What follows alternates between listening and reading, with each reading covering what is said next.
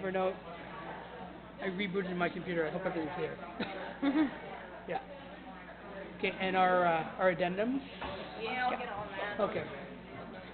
Yeah, oh yeah, you betcha. Oh, and yeah, Todd's on his way. He called me. Was he working? Yeah.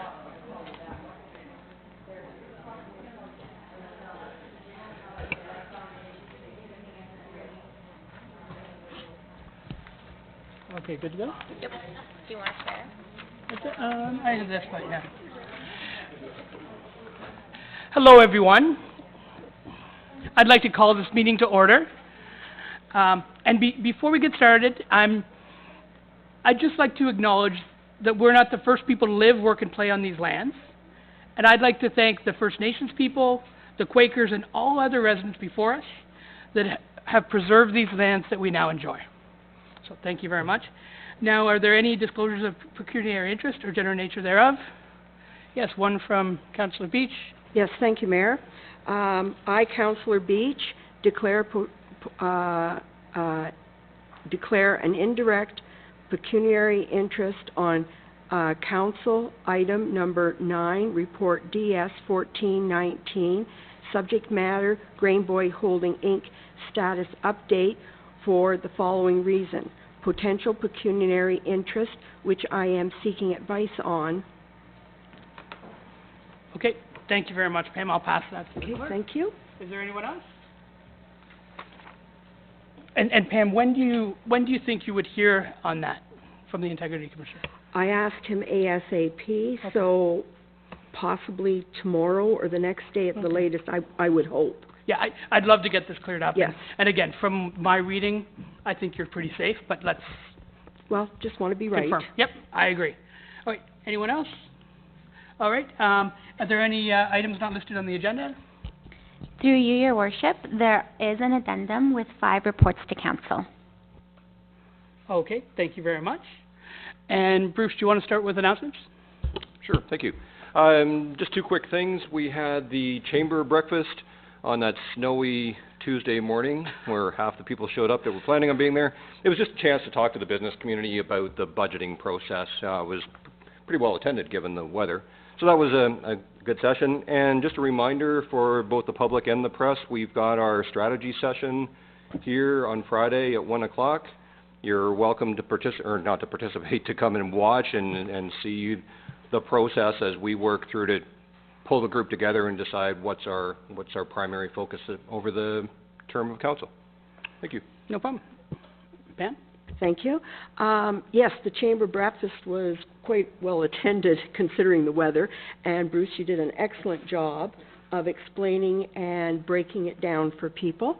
Also on Saturday, I had the great privilege of attending Lorraine Tanner's 90th birthday, and to my surprise, I knew 2 of her daughters, which I didn't realize, and had quite a nice visit with everyone there, and was at the new yoga studio opening in the Testa building, and had a chance to do some chair yoga. It's not as easy as you might think. Just you don't do floors, you do the chairs. But anyways, it was great, and I wish her all the best in her new business, Susan Ward, and I think her classes are filling up quickly. Amazing. And thanks for stepping up and taking one for the team on that. I'm glad I didn't have to do yoga, so. Willie, go ahead. Thanks, Mayor Dave. January 27th through 29th, myself, Councillor Rowona, and Mayor Dave had the opportunity to go down to the ROMA conference, which is the Rural Ontario Municipalities Association conference. And I found it very educational as a new councillor. I thought it was very rewarding to be there. Some of the sessions that I sat in on involve food tourism, which I thought was very interesting. 5G network, which talks about, cellular and that sort of thing. Always a lot of talk for that around the municipalities. Municipal investing was another one. The other one that I really liked was the Main Street revitalization. So I think during this time in council, we've got a lot of heated things going on around our downtown area. I thought that the information around it was informative, and it was a great time great timely educational session to see that. Echo Councillor Beach's comments around Susan Ward's Pathway to Peace Yoga. It was a great grand opening, and wishing her the best of luck there. I think it's a great opportunity whenever we have businesses that come to town that try to make people, better. Excellent. Go ahead, Gord. Yeah, on Saturday there was the CAMS Kids Pond Hockey Tournament in town. The weather was perfect. The ice was great. People weren't out there freezing their buns off, so it was nice to see. It was a full house. I was over there for an hour or so. And all the teams are having a great time, and hopefully they'll be able to do it again. I'm not sure how much money they raised, but I'm sure it was quite a success. Do you have the number? Yeah, so they let me know they raised $45,000 yesterday. Yeah. Saturday, which is unbelievable. And the commitment from that team to put up the boards, tear it down, Yeah. and wow, were they ever fortunate with weather? 24 hours before, 24 hours later would have been they would be almost unable to run that tournament, so they were very fortunate. I'd like to thank our crew, Jack Ballinger and Tim Morrison, and those guys for clearing the ice and making sure that it was safe for everybody to participate, so thank you. Thanks, Gordon. Yeah, as Willie mentioned, the three of us were at the Roma conference last week, and Doug Ford was there. He gave a speech, and he talked about the natural gas expansion to 78 communities over a 10-year period. So that's happening. It'll take 10 years, but it will happen. And included in that list of 78 communities was Leasdale, Eudora, and Zephyr. Also, there's been a lot of talk about our public transportation, and Jason Raynar, he's the CAO of Innisfil Township. He gave a very interesting talk about their experiences using Uber for public transportation, and it was very positive, and I think this council will be looking at that very closely to see where we can make improvements or changes. Thank you. Hey, thanks a lot, Gary. And I sat on several of the same talks that these guys did, and then some others. But I think it's important, especially because we're a new council, to go to these types of things and learn from our neighboring communities and make connections. It's also an important lobbying group. So anyway, that was very well attended. All right, I think everything's covered. Thank you very much. So first we've got Faye Kerr, and she's going to talk about economic development in Durham Region. Thanks for coming, Faye. Oh, you're welcome. I've been waiting.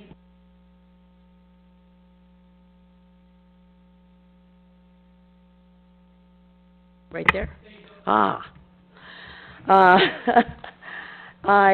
been waiting to talk to you about this. I just want to thank you guys for letting me speak. I just wanted to raise my concerns about economic development long-lasting. We have had a lot of construction, but my father was in construction, by the way. My house burned, as you know, and I don't have that home that Dad built. It will be knocked down, I'm afraid, if we get our own way, because it isn't any good. Anyway, getting back to this, I didn't come here to do that. I know a bit about how these economic waves go. The construction industry is now pretty vibrant still, but I see a real big problem in the future. OPG is going to lay off because it's going to decommission. And when that happens, there will be unemployment. GM, they've already lost their jobs. This is impacting Durham Region very detrimentally. And those people, if we don't take any action, it's going to lead to a depressed economy and inability to make their mortgage payments. That's going to be really tough on us because we already have people suffering in this community and in Ontario and all over Canada. And I think we should think about what the people in General Motors do. They deal in suspension systems. And in a home design that I think would be very good in earthquake zones, if you designed a suspension system in a home, and if it was prefab and you could actually deliver it with everything prefab, and then there was a suspension system, in an earthquake it goes like this, and it goes like this. And if we could design something that would stand up to that kind of stress and still deliver it to the people who actually need it. Those people at General Motors could maybe learn to do that, but with some help, engineering help. And I know there are people already studying earthquakes. And that also goes for thinking of flooding and things like that are going on in the world. You could design homes that were suited for these areas. In the places with a lot of water, you want to keep that water, reuse it, maybe even direct it to other people who don't have water. For those who don't have water, you want to keep as much of that water as you can, slanted roofs and so forth. Help to do that and recover it if it's enameled properly and is non-toxic. We could build these homes right here in Uxbridge, prefab homes. We could actually talk to Mr. McGuire at Cocolettes. That's the next phone call I'm going to make, but I just want to tell you what I'm going to do. I need support from a few people. I feel very lonely where I have nice place, nice people, but I'm lonely. And I think that it would be nice to have some help in trying to see if we can realize some of this stuff. We could build these prefab homes in here in Uxbridge and either train people who don't know much about certain aspects of doing that, and also design homes that aren't available anyplace else. The home designs could be according. We could have home 1, 2, 3, and 4 coded. This is for home 1, this is for home 5. One has a slanted roof, one is completely round. Why? Because a completely round structure actually buffers wind. A flat surface falls over, but a round structure buffers wind. And if you look at examples of that, you can see it in Ireland, and you can see it in the domes of very famous places where people go and they gather and they look at the beautiful, but it's a dome that held that up because there's an equal force on every angle. So home designs could be according to that, and we'd have like stacked parts so that you could take one part where it needed and put it with another, and they could be interchangeable. And we have if the roofs are baked on enamel, we could capture that water if it was non-toxic. And instead of having eaves, they could be like a pagoda, it could be all part of the roof. We could be doing that. And various renewable products would be used on these things too. Because there are solar panels, they can be incorporated into these roofs, whatever shape they are. And also maybe capturing groundwater, like not groundwater, but well water from deep within, and creating like renewable energy with thermal heat. And all this could be incorporated in an agency that we created here ourselves with some input. I'm going to be talking to Ms. O'Connell, our MP. I want to tell her what I like to do. I'm going to tell her that I'm going to try to get some people together, because I feel like I'm all by myself and I don't have the money for the seed money for this. My intention is that I had presented in 2012 to you a proposal about a mill. And it's funny that you've got these Grain Boys coming, and I've looked at their technology, and actually Grain Boys is fairly responsible citizens. I don't know how they protect their employees and what they do with their toxic substances. But if you look at the grain, I went right to the Mill magazine. That's where I found the information. And they shake it like this. And when you shake it, you are doing what they used to do when they used to go like this. But the thing is, that's airborne particulates. So there's certain problems with that. Vacuum systems should be used, suck those particulates down to the bottom and get it out of the way. But what happens after they take these particulates, and some of them they admit it were toxic, we could be asking them to work with the community to make sure, if they do build something in this vicinity, to make sure that they use the toxic chemicals by finding new applications for those things, because there are heavy metals. So there's all that. And then the first thing I had presented to you in 2012 was a proposal of a public building. It was going to be unique. It was going to be a combination of media, and it was going to be a combination of studio and a teaching facility, combining. My vision would be very beautiful. It would be like tropical fish and walking on tropical fish, like arches with tropical fish. Lighting, and it would be unique, and there would be no place on this earth that would have something like that. How do you market that? Why would they come to Uxbridge? Well, if we actually had a comprehensive economic development plan that included artists and people with dreams, we could actually do this, but it would take time. I don't even know if I'm going to be alive. I'm going to be 75 my next birthday. So, but I would like to see something happen in Uxbridge for the kids, because I see a lot of young, wonderful kids coming up, and I like to see them. They're talented. So there's a lot of music and art in Uxbridge. There's a lot of media connection.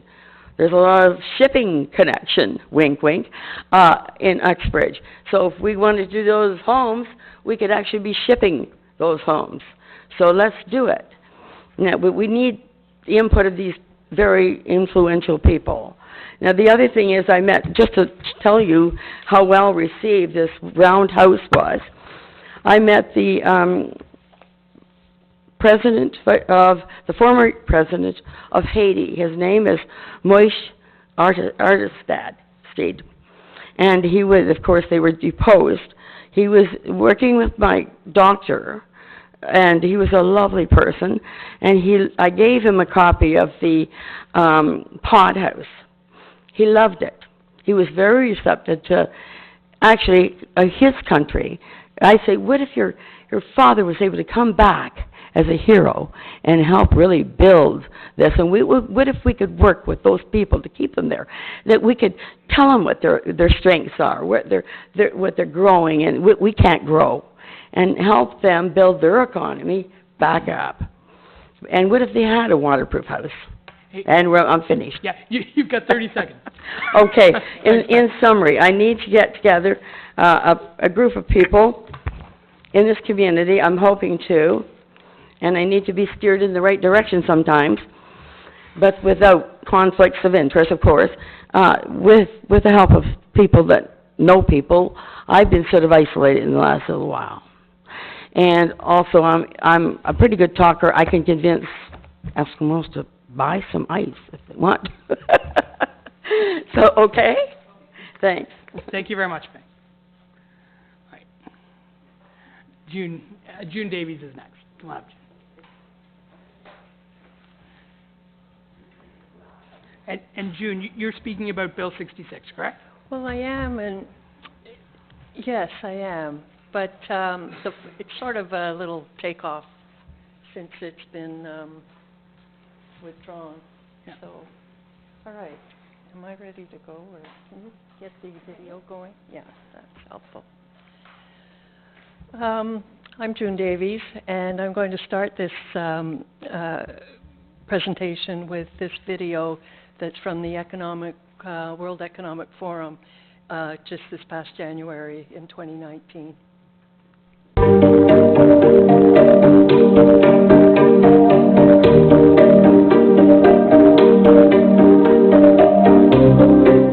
In New Zealand, we're roughly projecting 3% growth. Our unemployment's at 3.9% on traditional measures, budget surpluses. People would look at us and go, you're doing okay. But we have homelessness at staggering rates, one of the highest rates of youth suicide in the OECD. Our mental health and well-being is not what it should be. So our plan is through the well-being work that we're doing, a living standards framework, and our well-being budget, where if you're a minister, you want to spend money, you have to prove that you are going to improve intergenerational well-being. We are hoping to embed in actually what the public is asking us for, to address the societal well-being of our nation, not just our economic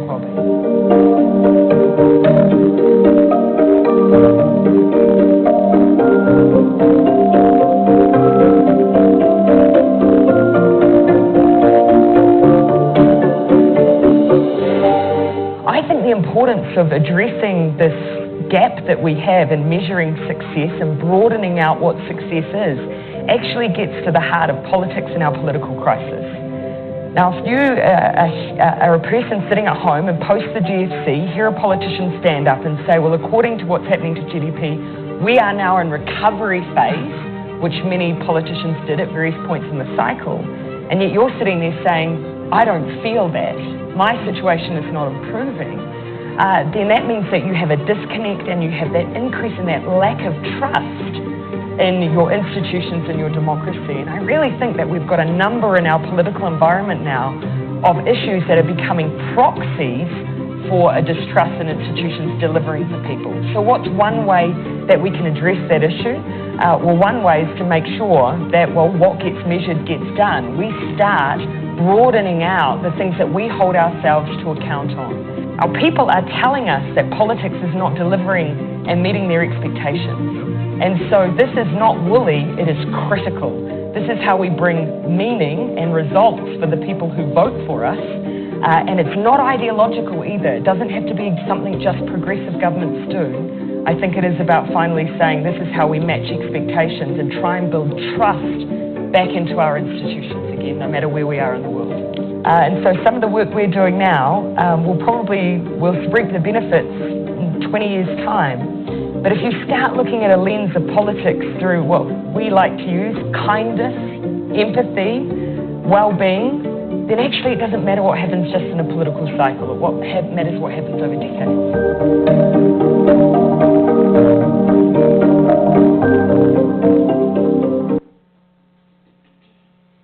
How do I make this go forward? Just with this? Okay, just the forward, down? All right.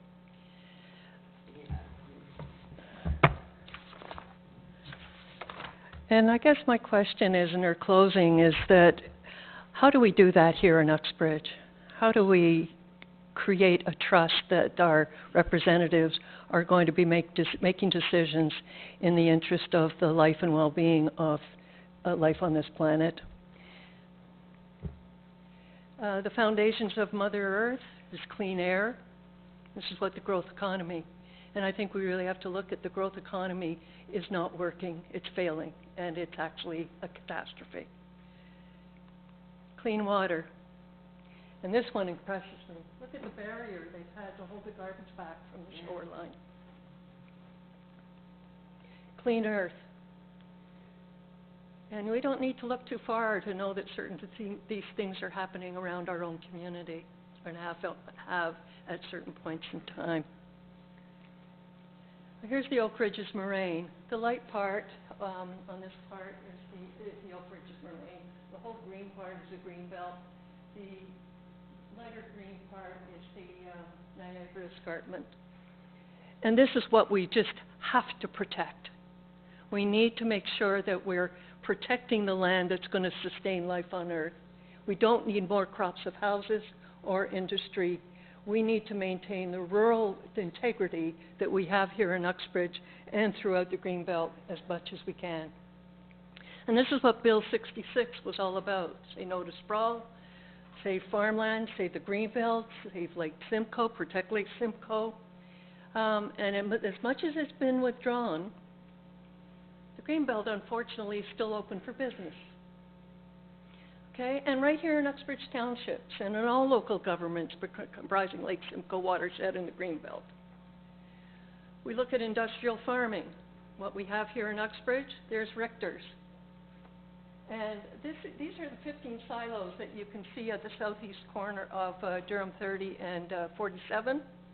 There's 15. What's expected if this goes through, next door to Richter's, they're having 18 silos. Doesn't belong in rural agricultural area. Where it does belong, here, probably in our Upstill Industrial Park, because the silos that you just saw are just over across the road here. And it belongs in where there's main highways, so we're not attracting big trucks through smaller rural Ontario. Okay? Oh, I should just go back to that a bit. This is our inside one. This is the Parrot Road Industrial Park. And I think we need to be really careful with that, because the bigger the businesses are, the more they're attracting bigger trucks and stuff like that coming through town. And And I think we need to be careful how much more development we put there or the kind of development we put there. For example, June- there are in that particular spot, there's land available. I'm not sure that we can do something as big as the packaging company and, can't remember what that one's called, but this is available, and I think we need to be really careful.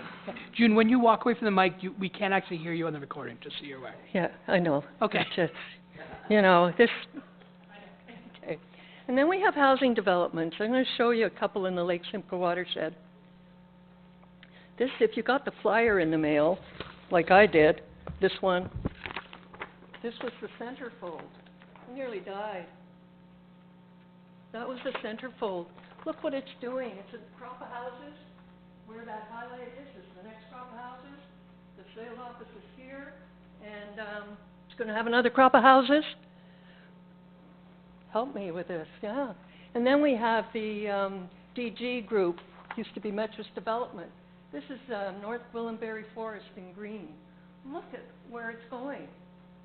And it's on protected, what is it, which ones are they? The, wait a sec.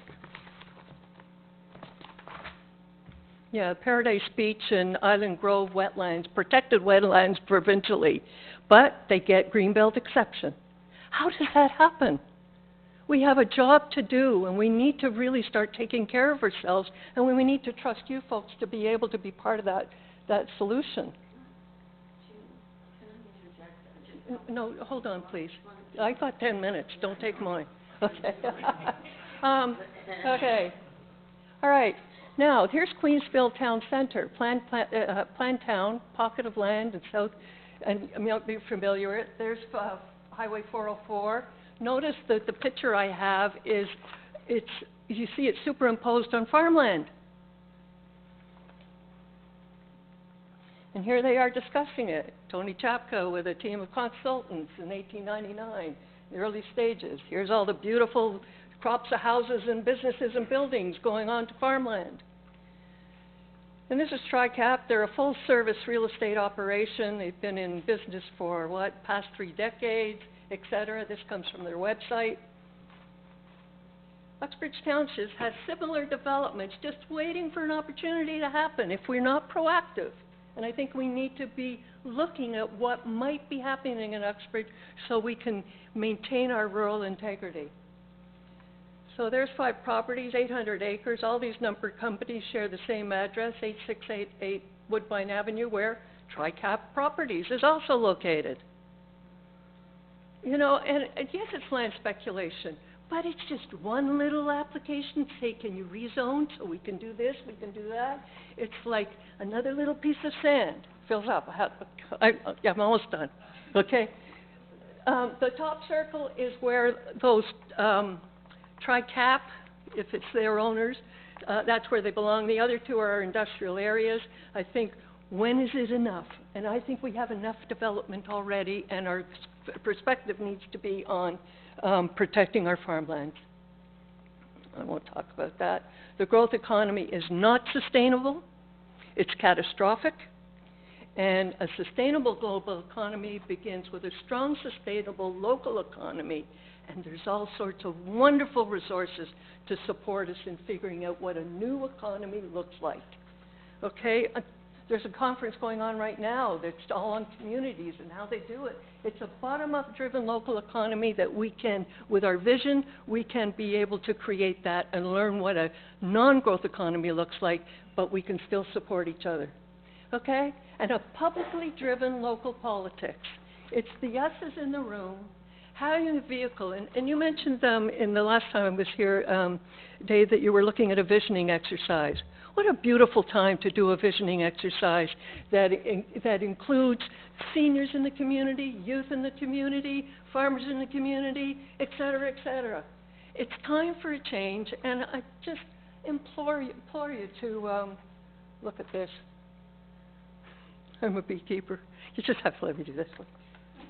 Do you know what hives? I'm a beekeeper. The democracy of beekeeping, we can learn from that, okay? And I could tell you about the queen and the king or drones because they don't run the show. The women the worker bees. Maybe it's time for a matriarchal government.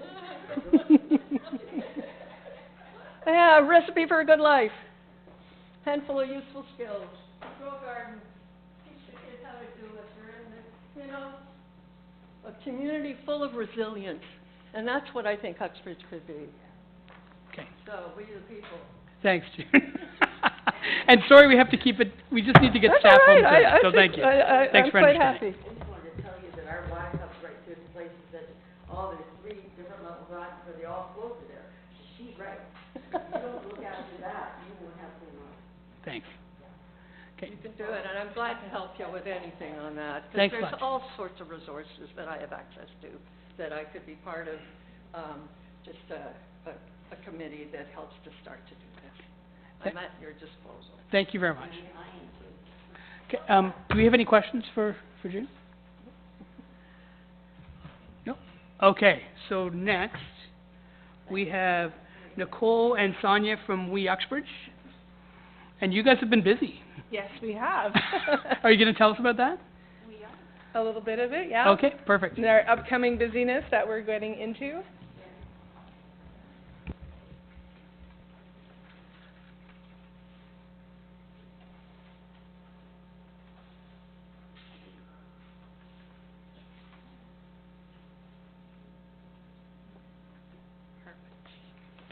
Thank you very much. Okay, thank you very much for the opportunity to speak before you tonight. My name is Nicole Hopkins, and this is Sonia Kehoe. In July 2018, Sonia and I had the pleasure of leading a group of Girl Guides, mostly from the Uxbridge community, on a meet-a-wee trip to Ecuador. Our trip was life-changing and opened all of our eyes to a very different experience than we are used to. During our trip, we traveled to Minga Lodge, a wee village situated on the Napo River, a tributary of the Amazon River. The Napo has many communities that live alongside it, and the water is used for a variety of things, from transport, bathing, cleaning, waste disposal, and even drinking. As you can see from some of these pictures, the water is not the clean that we see each day. During our time there, we had the opportunity to complete a water walk, which is a common experience for many women and girls in those communities.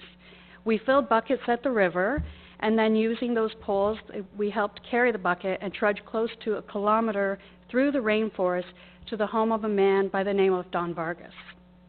While visiting Don Vargas, he told a story of how his 12-year-old daughter had died from drinking this water, and despite for help to get clean water, they did not receive any.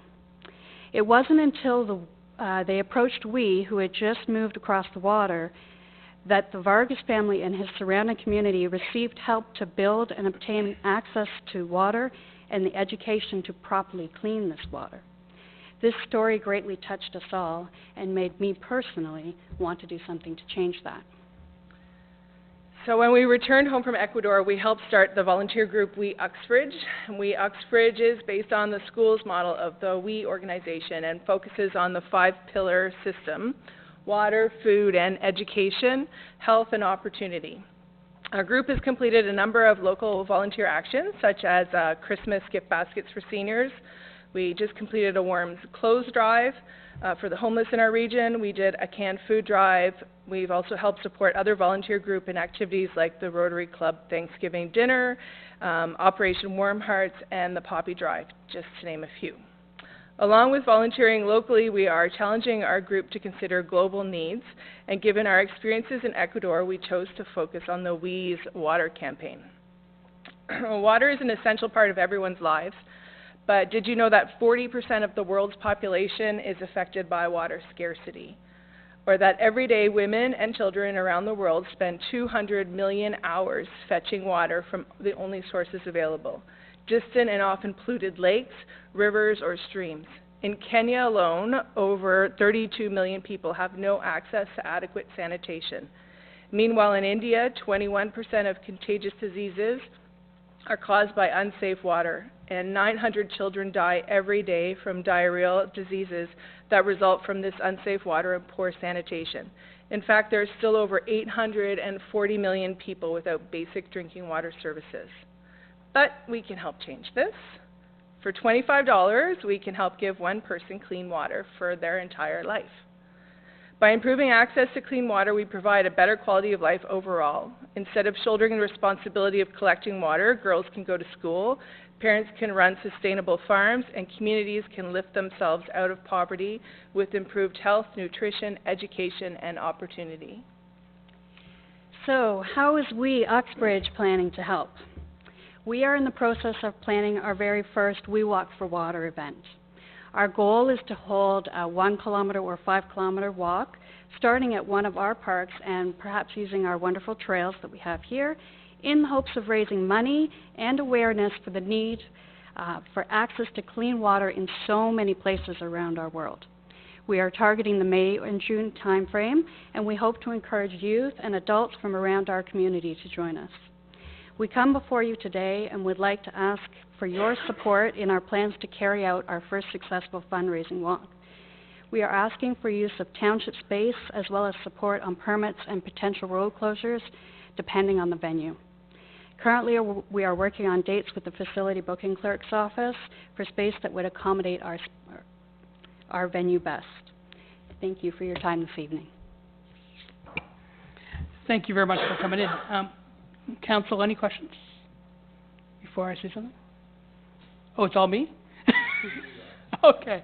Well, and I love what you guys are doing. And you've been a group for 6 months or so? Since September of 2018. Okay. And I'm hearing your name all over the place. There was some damage done to one of our parks, and your team got together and cleaned up broken glass on a long weekend, I think it was. Anyway, the way that you've stepped up and helped the community is amazing. And we live in a very affluent society. A lot of our kids have fantastic lives and have no idea how fortunate they are, which is why I'm glad you're doing what you're doing. Things like carrying your water a kilometer so you can drink it, those types of things will make a big difference. And for our kids to see poverty is awesome. So anyway, love what you're doing. I'll need a motion from council on ways so you can move forward. So kind of supporting what you're up to, but we'll get a motion. Gord, any questions? Yeah, just a question. Thanks, ladies. It looks like a great idea. You said you already talked to the booking clerk. Have you focused in on any particular venue yet, or are you still kind of... The two venues that we were looking at was Elgin Park, and Karen had mentioned Harriman Fields, but she did say that was through the soccer club. Okay. But currently, I think our main focus was Elgin Park. Yeah, and the date that we had originally picked, there's a goat show. Oh, really? Yeah, I was going to say, is it in conflict with anything else, but I guess you've answered that question. So we have to find a different date and then go from there. Okay. If I can make a suggestion, and this is just a suggestion, is to focus in on the date and time and the sort of logistics, if you will, of how many people you would need and the kind of road closures, and then come back to us. I think it's a great idea, and I'm sure council would support it. We just need a little bit more info as to what that would entail. But I think it's a great idea, and good luck with it. So Thank you. Thank you. You've certainly got my support. Okay, so, Gord, do you want to give us a motion, like something like, having I think, Uxbridge... I'm not going to speak for council. I'll put a motion forward that in principle, we would support it. Again, we just need a little bit more information as to, not being in conflict with the goat herders or whoever. Although they could carry the water. So, you've been here tonight, it would probably just be a follow-up letter once you've nailed it down to the details. Okay? Make that motion, Mr. Mayor. Okay, anyone want to second that? Okay, Todd? And all those in favor? Okay, that's carried. Thank you very much. Thank you. Keep it up. I just wanted to say we actually collected a lot of stuff to give to the homeless. And we took it down on Sunday to the soup kitchen at St. Vincent's. And we brought some teenage girls with us. And when we left, those girls were very eye-opened. And the experience was quite amazing for them. There were some comments that we got afterwards that included staying in school and making sure they do their homework and stuff like that. So it is a great experience. Yeah. And the community was very generous. We had, 30 bags of... Yeah, quite a lot of stuff. I think some of that was in my garage at one point. Yes, it was. Gord, go ahead. To follow up, and it just Yeah. came to me, there is a group, and I think they're in Eastern Ontario somewhere, it's either Ottawa or Cornwall, over that way, and it's like a Pathfinders group, somewhat similar to what you guys do. And what they did was they fundraised for a small drinking water system, which is kind of a machine which basically filters water. And they were able to provide this to a country in Africa, and it's an amazing thing. I So. think I heard about that. Did you? Yeah. Again, it escapes my mind as to exactly where that was, but it's something to think about. Mm-hmm.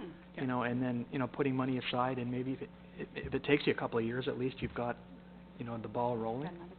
Yeah. And when people see a project like that, they get behind it. Yes. You know, Yeah. it's something too that you can go visit. Mhm. So, and it could be in Central America as well, or South America. Thank you. Thank you. Okay, Todd? Yeah, ladies, again, thank you very much. Greatly appreciate the work you're doing. Phenomenal job. But the one thing I would suggest, if you haven't already, I'm sure you've already reached out to many different groups prior to even starting your group, but if you haven't heard of 5 with Drive, I can get you contact information for them, and they would be a great resource as far as moving forward as well. Okay? Okay. Thank you. And they're local within York and Durham region. Okay. Again, Thanks. great job. Thank you. Okay, I think now we're getting into the less fun part of the agenda. Sure. Yeah, so, a 5-minute recess? Okay. Okay. Okay, do I need to bang a gavel? Sure. Okay. Excuse me. Goodwood lady, can you meet me?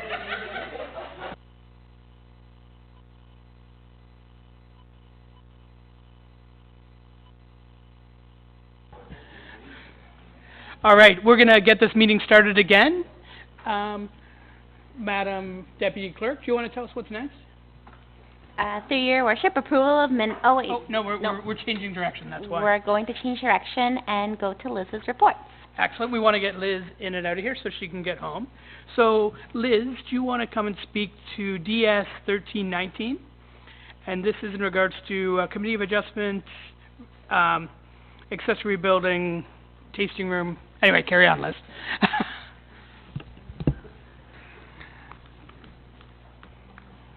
So the report you're referring to is with respect to a proposed cidery on concession 6. Yes.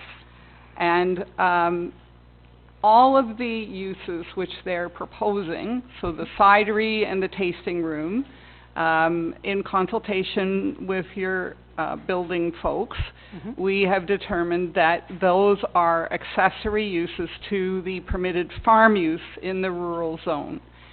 However, they also are required to have an eatery associated with the tasting room. Okay. That is something apparently that the province, the alcohol, whatever they have some fancy name, requires. And that was, we thought, really something that was not envisioned as an accessory use to a farm. Right. So that's what this is about. They've asked for a variance to allow them to have the eatery associated with the tasting room, associated with the cidery. Okay. And we're recommending to you, who in turn will recommend to the Committee of Adjustment, that that variance be permitted. Okay. Gord, do you want to speak to this, or do you want to move the recommendation to the report? Could I just recap that part about the alcohol and gaming? Do they have to approve this over and above what we do? Or is that a separate? That's my understanding. They They do. have to give a license or a permit or whatever it is So they could turn for around and for not, the cidery, because they're basically serving they're alcohol. serving alcohol. Yeah. What would happen if we approve it and then they don't, or does that happen? Then I think that they would trump, not sure I like that word anymore, but that they would trump your approval. Our approval? Okay. So you know, they'd be allowed to under the zoning bylaw, but they wouldn't be allowed to under the provincial regulations. But it's a sort of a chicken and egg, who's gonna go Yeah, first? It is, yeah. And from a land use perspective, it seems to work. So that's why we're recommending the variance. Does the food portion carry separately, or is it only because of the alcohol permit? It's only because of the tasting room. So So apparently. if they're not serving alcohol at a certain time of the day, they wouldn't be serving food, correct? No. No. No. Okay. So the hours would be dependent on the AGCO's permit? Okay, thank you. That's our understanding. Yeah, and from what I understand on this one, it's a full scale, so they grow apples that they turn to cider, which then they sell on site. Yeah. The plan that they've submitted shows that the bulk of the property will be for orchards, and then there's some existing buildings which they will convert to the cidery, the tasting room, the eatery, and also a farm retail outlet. There was also some issues in the last council, as you know, over that stretch of the 6th there, you know, between the old Wood Newton and south, because you have quite a steep hill there. Mm-hmm. And there were some issues over the speed and the access to that property. Mm-hmm. That if they went ahead with something like this, that we would have to be looking at reducing the speed limit and maybe creating some kind of turning in lane or Right. something. Did you cover that at all in your report? No? So that, not in this section here, Gord. This is just south of Yeah, I know. Wood Newton. Yeah. So it's pretty exactly flat, what it is. pretty decent sightlines from that. But there were issues that we had with one of the Right. residents along there. I don't know if you were So part of that wouldn't discussion. be something that would be picked up under this variance, Okay. unless you wanted to It's make it as more a of a site plan condition. issue, right? That Yeah. it's or that Yeah. we gotta be thinking about that too. And Yeah, it would have to be dealt with. I mean, I don't even think that these folks will be subject to site plan control, so I'm not sure Okay. how you're get at that access issue. I mean, you could recommend to the committee that Mhm. they make it a condition of the variance that they look at the access issues and address them. Mhm. I'd have to come up with some No, wording it's of just that. from the past, there were issues along that stretch, that's all, so. Yeah. I don't know if we need to deal with them at this point, but I'm just putting it out there. This is just my opinion on this one, Gord. I think the major concern in terms of safety is in and around that hill, where this property is, 400 meters from that location at the bottom of the hill, probably, so it's quite a ways. But, you can make that comment if you want. Do you want to put that in writing? Yeah, but I think we have a plan to move forward with a speed limit reduction there anyway, that happened at the old council. Okay. Anything else? Did you want to move the report then, Gord? Anybody else have questions? No? I'll move the recommendation. Okay. Pam, it's your ward. Do you want a second? Okay. All those in favor? Okay, that's carried. The next one, do you want to go with, DS 1419? Okay. We're going to go to our DS 0719. That's page 55 in the agenda. And this is in regards to the C3 zoning. That's right. So, this council is coming in the middle of a process. Yes. So the previous council initiated a review of the C3 zone. We had an open house at the end of November. There were about 20 people who came out to that. We had a number of written submissions. This report reports on the result of that process and recommends that you proceed to a statutory public meeting to consider a revised draft bylaw. So attached to this report is a bylaw. It's the bylaw that was at the public open house, but it's slightly revised to reflect some of the responses. Also, through the responses, a number of issues were identified for specific sites. So what I'm recommending in this report and in the recommendation that is put to you is that direct notice be given to some of those landowners, advising them that there is a review, because there has been an advertisement, but it was general.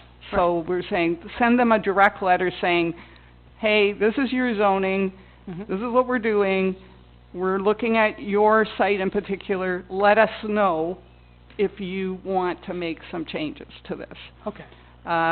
So that's essentially what this is. So we're in a process. You're not being asked to make a decision one way or the other on these bylaw changes. You're just being asked to move forward with the process, to go to a formal public meeting, get those responses, and then it will come back to you, and at that point, you'll have to make a decision. That makes sense. And I'm just wondering if the councillors that have part of that area, that C3 area in their ward, you might want to take a good look at the maps on where those letters are going to be sent out, and just make sure that you're comfortable with where those boundaries are.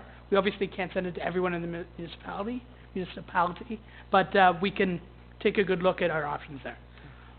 Okay, do you want to speak to it? Just a quick comment. So, Liz, thank you very much.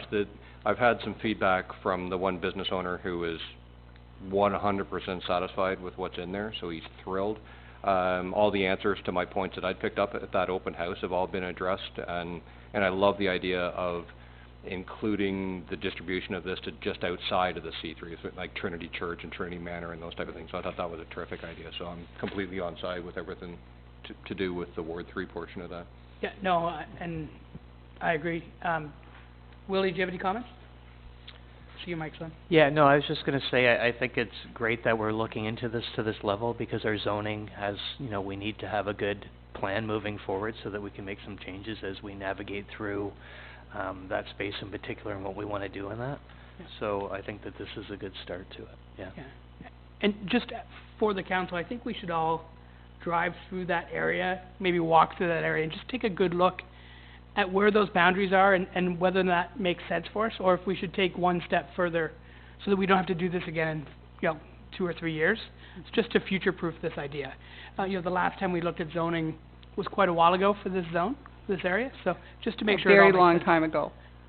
Yeah. You were probably not born then. And I love hearing that, but I'm 45, so I was probably born. But anyway, if we're doing this, let's make sure we do it right and really think it through, and council, that's our job, so. Yes, Madam Clerk? I just wondered, Liz, if you could speak to, I did have a call this afternoon, and they were just wondering about height restrictions in the C3 zone. Can you just talk a bit about that, what they will be? Yeah. So the official plan is your overarching guidance. So the zoning bylaw has to conform to the official plan. The official plan right now says that the maximum height in the downtown is 4 stories. However, there also is a provision in your official plan, more particularly in your Uxbridge urban area secondary plan, that allows you to bonus. So under the Planning Act, you are allowed to provide bonus height and density in return for certain things that you want to achieve. So it could be the provision of affordable housing, it could be some urban design consideration that you want the the streetscape to be designed in a particular way. There's a whole list in the secondary plan of things that you want. So if someone were to come in tomorrow in the downtown and they wanted to have 6 stories, you could consider that application under the bonus provisions. And so you would go back and forth with them and figure out, okay, is 6 stories appropriate here? Okay, it is. Then, but we want affordable housing. We want 2 or 3 units or 10 units or whatever in that building in order to give you that 6 stories. Okay. I won't get into the philosophy about that because it's as planners, we have very mixed feelings about this. But it's simply a fact. The Planning Act allows you to do it. The policies in your plan allow you to do it. And you can do it if you choose to. But you can't do it as of right. You have to respond to a specific application. and deal with that application on its merits. Okay. So the way that this bylaw is set up, you're Yep. allowed 4 stories as of right. Yep. Maximum. It says 2 stories minimum because we want to have some kind of relationship. You don't want a 1-story building in the Yep. downtown. And so if someone comes in tomorrow with 4 stories, they would be allowed to have that. But if they want more, they have to talk to you and figure out, all right, yeah, maybe on part of the site we could go with 6 stories, or maybe the whole thing we can, or 8 stories, you know? It's gonna depend on the circumstances. Okay. Thanks. Any clarification needed from council? Go ahead, Gord. Just one on the, through you, just one on the, timing of the public planning meeting. When were you thinking about that? The timing of the meeting, I defer to the clerk. Like, are we talking If sooner they- rather than later? Or Well, oh yeah, definitely sooner. Okay. You need 20 days' notice, and she's gonna have to look at your schedule and see how that all works. Because we like to get You know, this whole thing. clearly, we won't want to have it during March break, for instance. That was, yeah, But I would say sometime in the next few months, few weeks or so. few weeks. Thank you. Any other questions from council? All right, let's, can I get someone to move the recommendations then, Willing? Or do you have a question? No, I was gonna move the recommendations, township zoning bylaw, receive for information and direct township to make necessary arrangements for a statutory meeting. Okay. Anyone second? By Todd. All those in favor? Okay, that's carried. Thanks. Kevin, what's next? This one? Okay, so next we're gonna go to, report number K. This is DS 1419, and this is in regards to, Grain Boys. So, council directed that I have my report ready for today, and that it would be released, I believe it would be released today, but it would come forward on the 25th. Correct. What's been happening since you passed that resolution is that the applicant has, Yeah, Pam may have a conflict. Right. So, yeah, no, you're doing the right thing. You know what, moving forward, let's sit in the audience, just so there's no chance of anyone thinking that you didn't. No, she actually, through you, I'm not a lawyer, she should leave the room. Okay. I think that's only in closed session, but anyway, it doesn't matter. No, I think We'll yell, Pam. I was involved in a circumstance years ago in Peterborough where they and they were found guilty. Okay. Okay. So as I said, I'm not a lawyer. Yep. And I'm not the clerk, but I think you err on the side of caution. I agree. Okay, carry on. So that was the situation. You passed your resolution. In the meantime, the applicant has been looking at their options, and they have been exploring another site. We just received an email, I don't know, 5 o'clock or some late this afternoon, indicating that they are proceeding with their with the original application. So we were waiting for them to determine how they wanted to proceed. In addition, they were to respond to all the public comments, of which I think there were between 80 and 90 written comments. Yep. And we did not receive the response, presumably because they were dealing with this other option. Yep. So for those reasons, I have not prepared my report. Mm-hmm. And I will not prepare my report until I get their written response to the written submissions. Once I have that, I will prepare the report and will submit it, and I guess the schedule that you set out, which was essentially to have 3 weeks between the release of my report, or 2 weeks between the release of my report and when it came to you, would then be followed, but it will be adjusted depending on when we get their information. Right. And I think we still have plenty of time before the 25th. So I think Yeah. we have plenty of time. So if it takes them a week to get back to us, I think there's still lots of time. Yeah. Okay. Any questions on that? Go ahead, Todd. Just a clarification, making sure I'm hearing correctly. So they had looked at another proposal, Another but have site. gone back to their original. That's So they correct. have vacated anything else and they've gone back and they're gonna be continuing on with the original. That's correct. At least that's our understanding as of late this afternoon. Yeah, and I was copied on that same email, so. Okay. Yeah, Gord. Just as a follow-up, so if Green Boys doesn't reply to this thing, or this drags on for several weeks, obviously you can't submit your report. The intent, we did it early, was that we could circulate it. You know what I mean? Your final report, so Yeah. that the residents would have a chance to digest it. Well, and So that's why I'm saying, so So if I'm assuming that the direction that I received was, I released my report, not as typical, so not like the Friday before the Monday. Right. I release the report whenever I can release it, Mm-hmm. and then there would be a period equivalent to what was set before of 2 to 3 weeks before it would come to council. Right. So if this delays, and no fault of your own, Yeah. where does that put us, I guess, in the timeline thing? I mean, are Well, we you're pushing so it? far over the timeline that it makes no difference.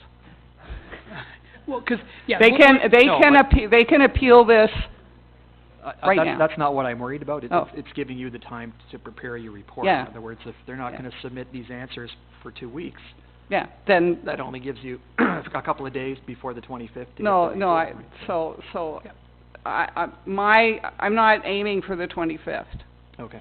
I may, when they give me the information, then I'll Gives you a prepare chance the to report, and then I will talk to the clerk and say, all right, I'm gonna have the report for the 25th, maybe, and therefore it can't come back to you on the 25th. It has to be 2 weeks or 3 weeks after that. Okay, thanks, Lynn. Yeah. Is the way that I would interpret your resolution. Okay. Now, just my interpretation of how we went forward with that.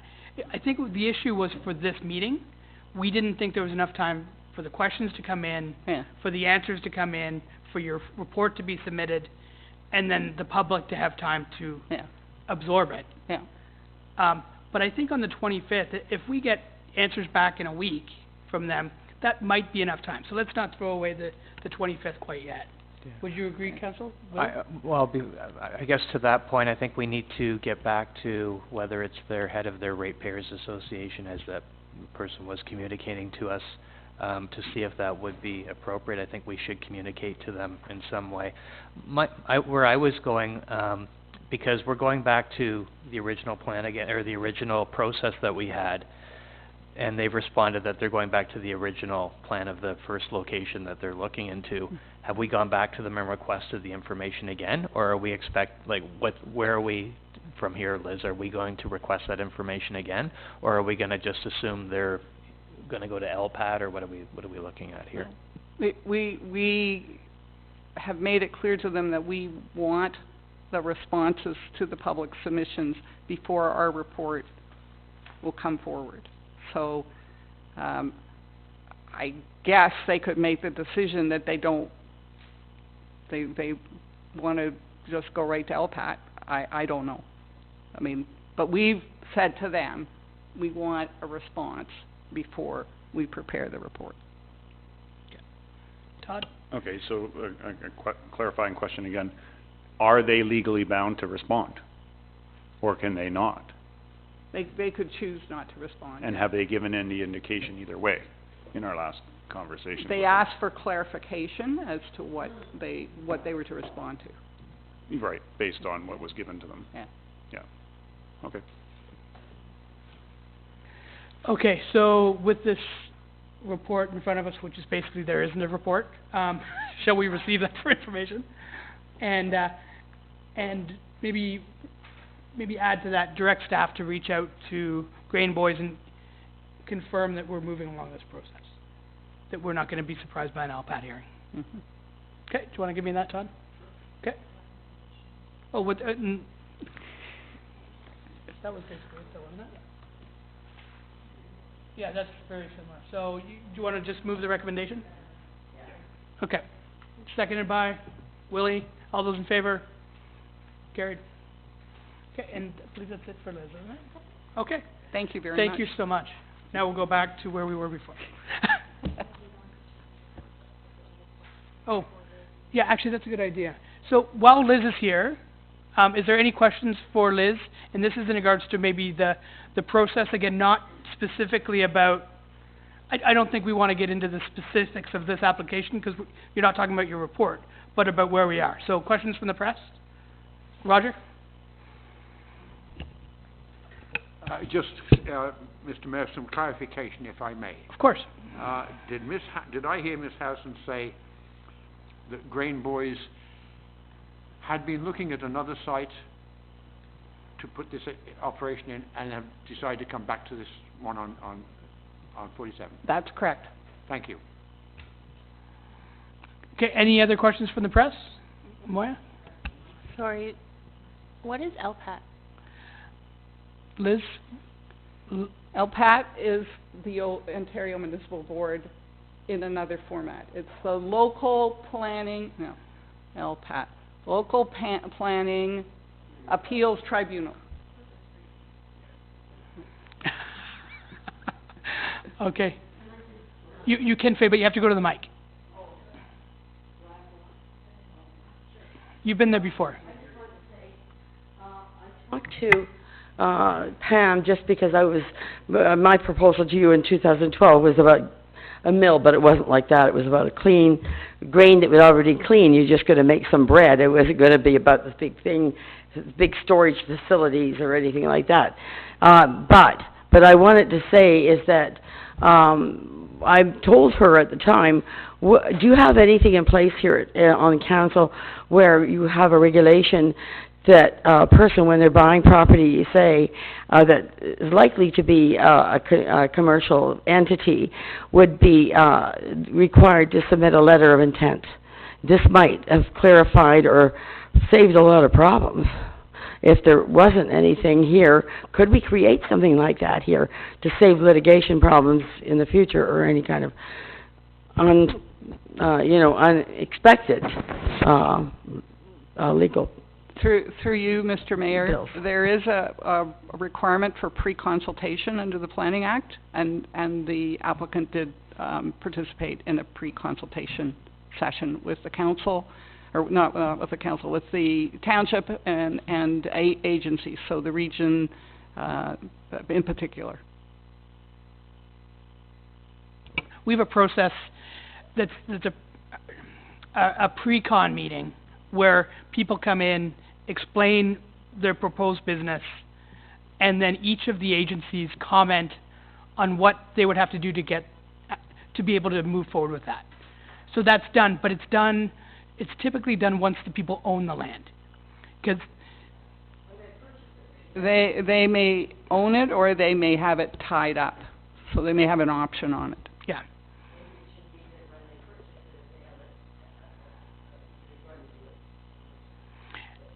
Yeah, it's complex because people will buy a piece of property and then work out what they want to do with it sometimes. So I understand what you're saying, but it's not quite that easy. But thank you. Okay, Liz, anything else? Oh, and we have Roger. Are you the Mayor. press or you? No, I another clarification, if I may. Please.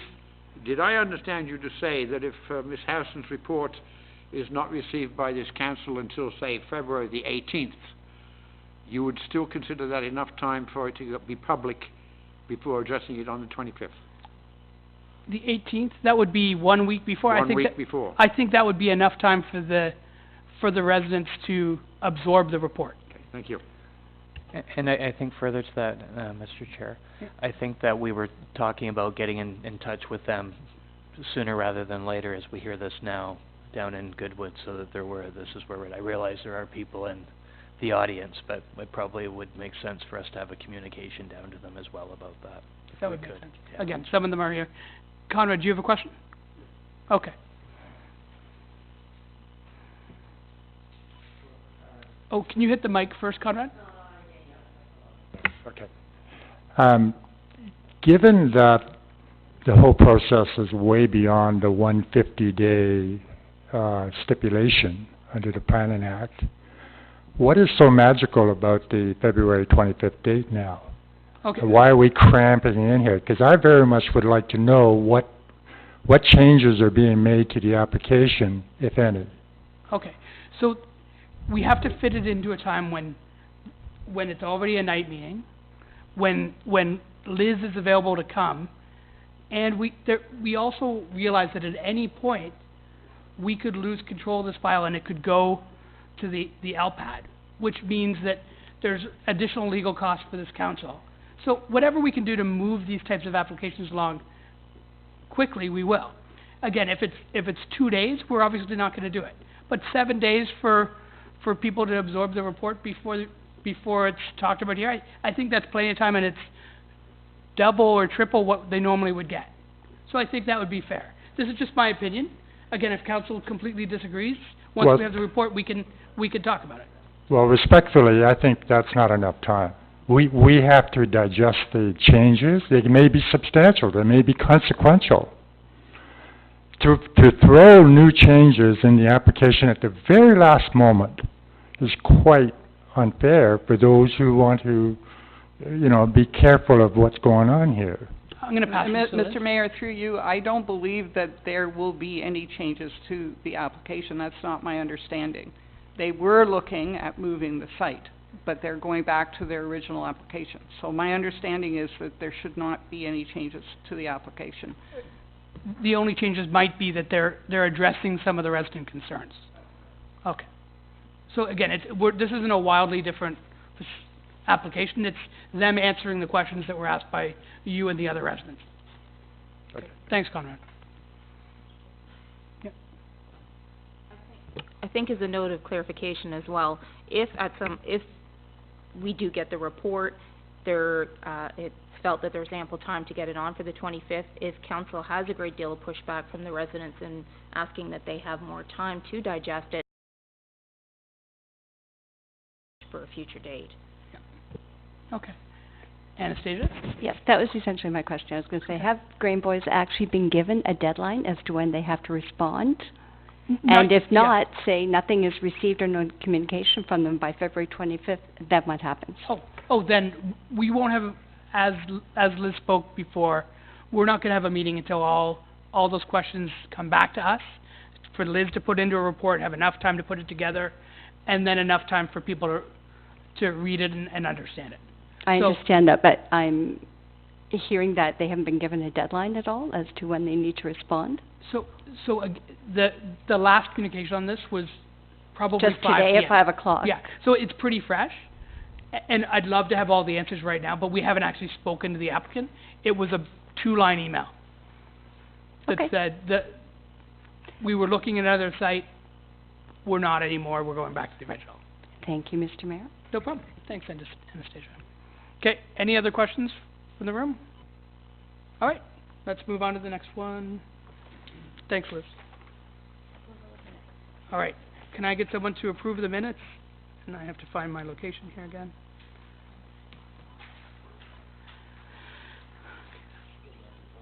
Yeah, we are. Just a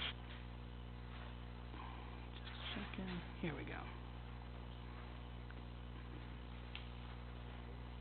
We're getting close. Okay, this is 6A, approval of the minutes from January 21st, 2019.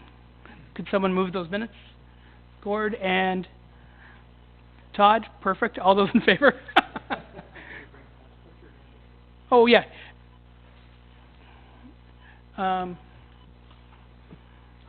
Thanks. Pam, yeah. Okay, so all those in favor, she doesn't need to vote on this. All those in favor? That's carried. Next one is item 133. This is from the TRCA, read their trail strategy for the Greater Toronto.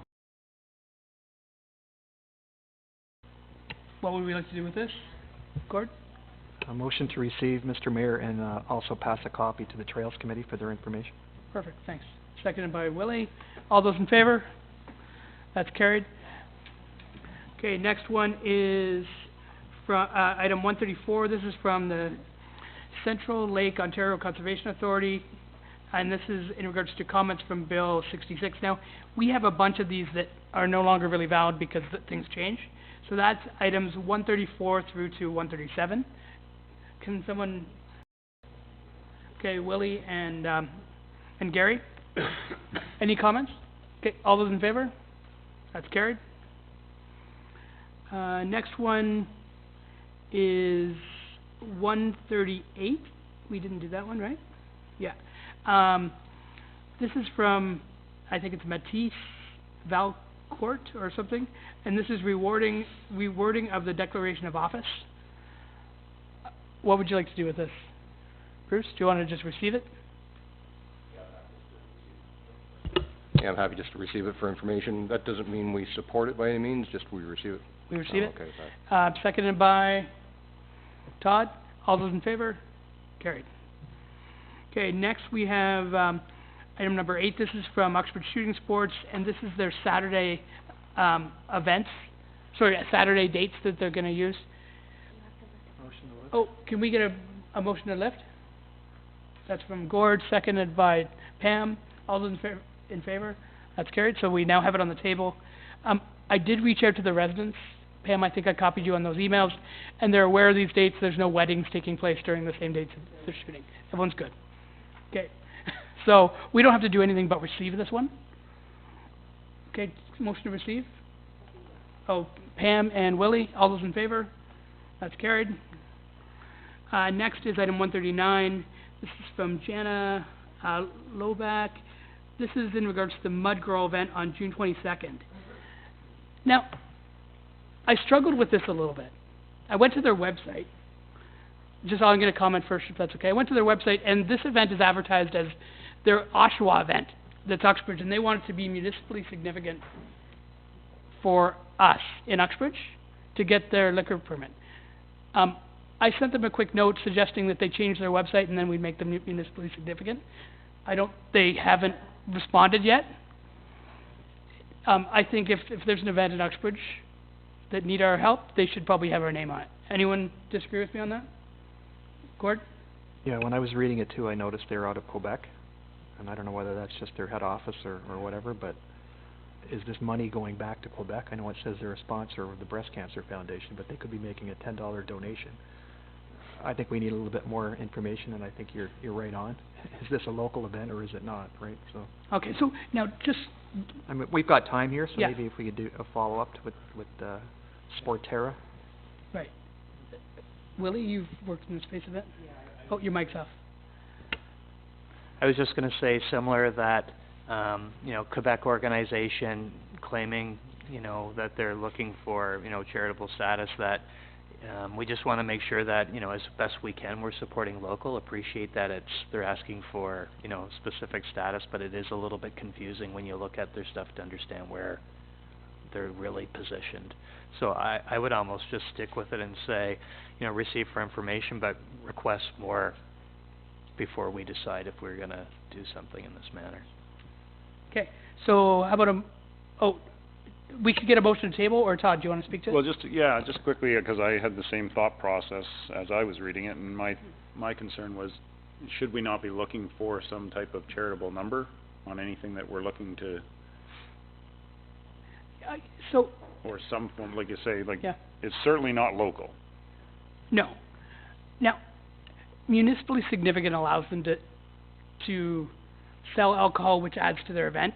There was a Born in Uxbridge company that worked in the same space that also needed councils much like ours across the country to call them municipally significant. This is something we would typically do for these guys. We just did it for the Foam Fest at Dagmar a few weeks ago. For me, the only concern is they're advertising this as an Oshawa event when it's actually in Uxbridge Township. That was my concern, but again, this is a council decision whether or not to allow alcohol sales at something like this. I think as being in events a while back, I think what they're trying to do is they're trying to draw upon the bigger community to draw people to it. So to say Oshawa, they're trying to benefit that way. But, regardless, I think we still need to have more information from them as to how they're doing this and some clarity so that we know that we're supporting events where, the appropriate resources are going back to the appropriate groups that they're saying they're affiliated with. Okay. So we can table this, or we can receive it. If we table it, eventually it will have to come back. We could receive it and see whatever they come back with, and then deal with that one when it comes in. Madam Clerk, what would you suggest? Table it? Okay, can we get a motion to table? Pam and Willie, all those in favor? That's carried. Oh, okay, we've got 140, this is, Big Brothers Big Sisters, North Durham, request for financial support of the 25th annual Wing and Pizza Night fundraiser, and this is at the Stugog, Community Center, and it's February 23rd. What would we like to do this? Gord? A motion to refer to the golf committee? Okay. I think we funded this last year, but I don't recall how much, so Okay. I'll give you guys a chance to look at them. Okay, moved by Gord, seconded by Willie. All those in favor? It's carried. Okay, next we have, Michelle Baker. This is the Run for the Diamond for the hospital. And they're looking for, their access to the Elgin Park for parking, and then the Countryside Preserve. What would we like to do with this? You do this every year. Do you want to speak to it, Bruce? I do it every year. I hobble around 5 kilometers. You can borrow my walker if you want. Yeah, I mean, we talked about this a couple of weeks ago, totally support it. What was it they were asking for? I'm just scrolling down. What did they want? Just use of it? I think just use, and then go into an agreement. I'm in agreement with it, absolutely. Okay. Okay, moved by Bruce, seconded by Pam. You're going to do the half, Pam? Maybe. All those in favor? Piggyback. That's carried. Oh, and just a little comment on this, a little off topic, squirrel for you there, Bruce. So, Wood Newton, the Wood Newton event that is called the Fork in the Road, after the event had last year, they gave free entries to anyone who had signed up for the Run for the Diamond and weren't able to run it. So that's pretty remarkable, allowing a huge number of people to run your event for free. So just another good news, kind of Uxbridge sort of story. Okay, what's next here? Okay, 142, this is Rob Ashton from Durham West 4-H, request for the Sanford Hall to have their beef supper on February the 9th at a reduced rate. Did we talk about this one? Okay, go, Pam? I really think we should support this. We have supported it in the past. It's really goodwill and, supporting the kids that are doing the 4-H and learning about farming. I think it's very important that we do support this. Okay. There was also something in the letter. Who wants to speak to the second part of this? Willie? If you're referring to the additional project they're looking to do, I thought that was interesting, that they're asking for support, but they're also offering to give back in a way in a project in July and August. I thought that was fantastic, and maybe we can either refer this to Trails or a committee that might make sense to make that work. Yeah, my first thing that came to mind when I was reading it was Trails. Yeah. The other thing that they did last year as their project, there was some fencing and at Elgin Park that had to be replaced, that they tie cattle to during the fair, and they replaced it all. And what's amazing with Farm Kids, when they replace something, they came with skid steers and lumber, and they did something that would take us on council 3 weeks, and they did it in an afternoon, I think. So it's pretty amazing what these guys can do. So let's get a motion on this then. You moved it, right? What did you say? That we support the event, and I forget what I said. Okay. So to give them the access to the hall for free. Now, do you want to... This says reduced rate. What specifically are they asking for? At a reduced rate? So they typically, they didn't ask for anything specific. We used to give these, especially to a group like this, that are very local, ultra-local we'll call them, and that give back the way these guys do. So I think given the second part of their letter, I think we should give it to them for free. And then do you wanna... And make the suggestion that maybe with trail assistance. Right. So would someone like to second Pam's motion? We'll go with Gary. Okay, all those in favor? That's carried. Okay, we've got Neil Taylor, in regards to Bill 66, really well-written letter, but things have changed. What would we like to do with this? Receive, Gord and Pam, all those in favor? Carried. Then we've got item 144. This is from Robbie Robertson in regards to the heritage designation on the Goodwood Town Hall. Just a question. Yep. Are we aware, I'm not aware, is the Goodwood Town Hall historical, is it designated heritage at this time? Madam Clerk, do you want to? Okay, so it's been declared heritage. From what we as a council would have to remove that. I don't think there's anyone on this council that have any desire to do that. So do you want to just, how about we get a motion to receive this letter and have Pam reach out to Mr. Robertson to just let him know that there's no desire to change that. Can we get a motion to that? Moved by Pam, seconded by Todd. Now, and just for everyone in the room, before I call for the vote, this is not our regular Goodwood Town Hall. This is the old Town Hall. We call it the Orange Hall, don't we, Pam? On the 3rd. On the 3rd. Okay, all those in favor? That's carried. Oh, yeah, it was Todd. Okay, next, 145, this is Duncan Burns. We request for a traffic camera at the corner of Goodwood Road and I reached out to the DRPS as well. Okay, and you probably got a very similar answer then, because I'm guessing by the letter and the way it is written that he suspects that a traffic camera is recorded. It is not. Traffic cameras are live feed. They are not recorded cameras. So there's no video surveillance that's captured. It is somebody sitting at a computer desk watching these things as they unfold, and if something is occurring at the time, they're able to give live feed and information at the time, but nothing is recorded on a traffic camera. Not benefit that site. That's from his perspective of what he wants it for, to capture a license plate. Right.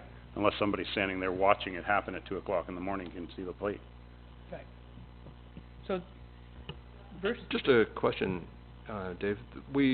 I know this came through in November, and the gentleman was following up. I recall talking, but it wasn't November, in December when we first kicked off, I think this came up. Didn't we? I just got that deja vu feeling. Haven't we visited this before? What happened I've certainly read the letter, and I wasn't sure when I read it, Yeah. or if it, but I've seen it before as well. Does Did we anything all happen, see it? Pam, do you know, has anything happened? Yeah. Okay, It felt familiar to me as well. okay. I mean, that's his point. He's asking, here, I'm following up with you, what's happened since the last time I sent this in? So, go ahead, Pam. I had spoke to Duncan and, he said, you know, like, he wanted to ask again if and what could be done, because his truck personally on the corner of Lapierre and Goodwood Street has been broken into minimum of 3 times. Not that there was anything in it to start with, but it's just like, because he's right across from the entrance of Lapierre that goes through to the Goodwood Hall. So he's just really concerned whether we need some security cameras, something that's in the parking lot that might pick up when people get dropped off there or park there and then come through, because on Lapierre last year there was a lot of vandalism on vehicles on that street. Okay. All right, so Pam, this is your ward. What do you suggest we do with this? Because obviously from a traffic camera Durham Regional standpoint, that's not what we need here. I really don't know. I'm looking to council for any suggestions. You know, there has been a lot of issues. The neighbors are all watching each other now, which is great. Good neighborhood watch, but you know, they're just tired of having their vehicles smashed in, and quite brutally. Okay. It's interesting, tomorrow morning, Gord couldn't be on the radio with me tomorrow morning, so I'm actually bringing, DRPS are coming with me, so maybe we'll talk about property crimes for sure at that point. But, So what did DPRS so talk they to you said, about? you know, any security cameras are good, but they have to actually record the data. So, and traffic cameras don't. All right, so let's, Pam, how about you reach out to your resident, we'll receive this one, and then if you have some suggestions, maybe you can talk to Todd or kind of brainstorm, and then you can come back with a report. Okay? Okay, moved by Pam, seconded by Todd. All those in favor? Carried. Okay, next we've got item 146. This is from Robert Ritter in regards to a proposed handgun ban. Okay. So, and Willie. So we've already received some information from several people, several residents, and this is a non-resident here with regards to wanting to provide information given we were going to be putting forward a position on this. Yep. So I would motion to receive this at this time. Okay. All those in second of receiving, seconded by Todd. All those in favor? That's carried. Okay, next we've got 147, Robert Houston, read the Uxbridge Secondary School request to use the Uxbridge Arena to host the 2019 Uxbridge Secondary School graduation on June 27th. Gord, what do you want to do, Gord? I'll support this. We've done this for the last few years. Okay. It's a much better spot. If you've ever been at a grad in the gym, you'll know what I'm talking about. It's a little hot, anyway. Okay. So I'll support the request. Okay.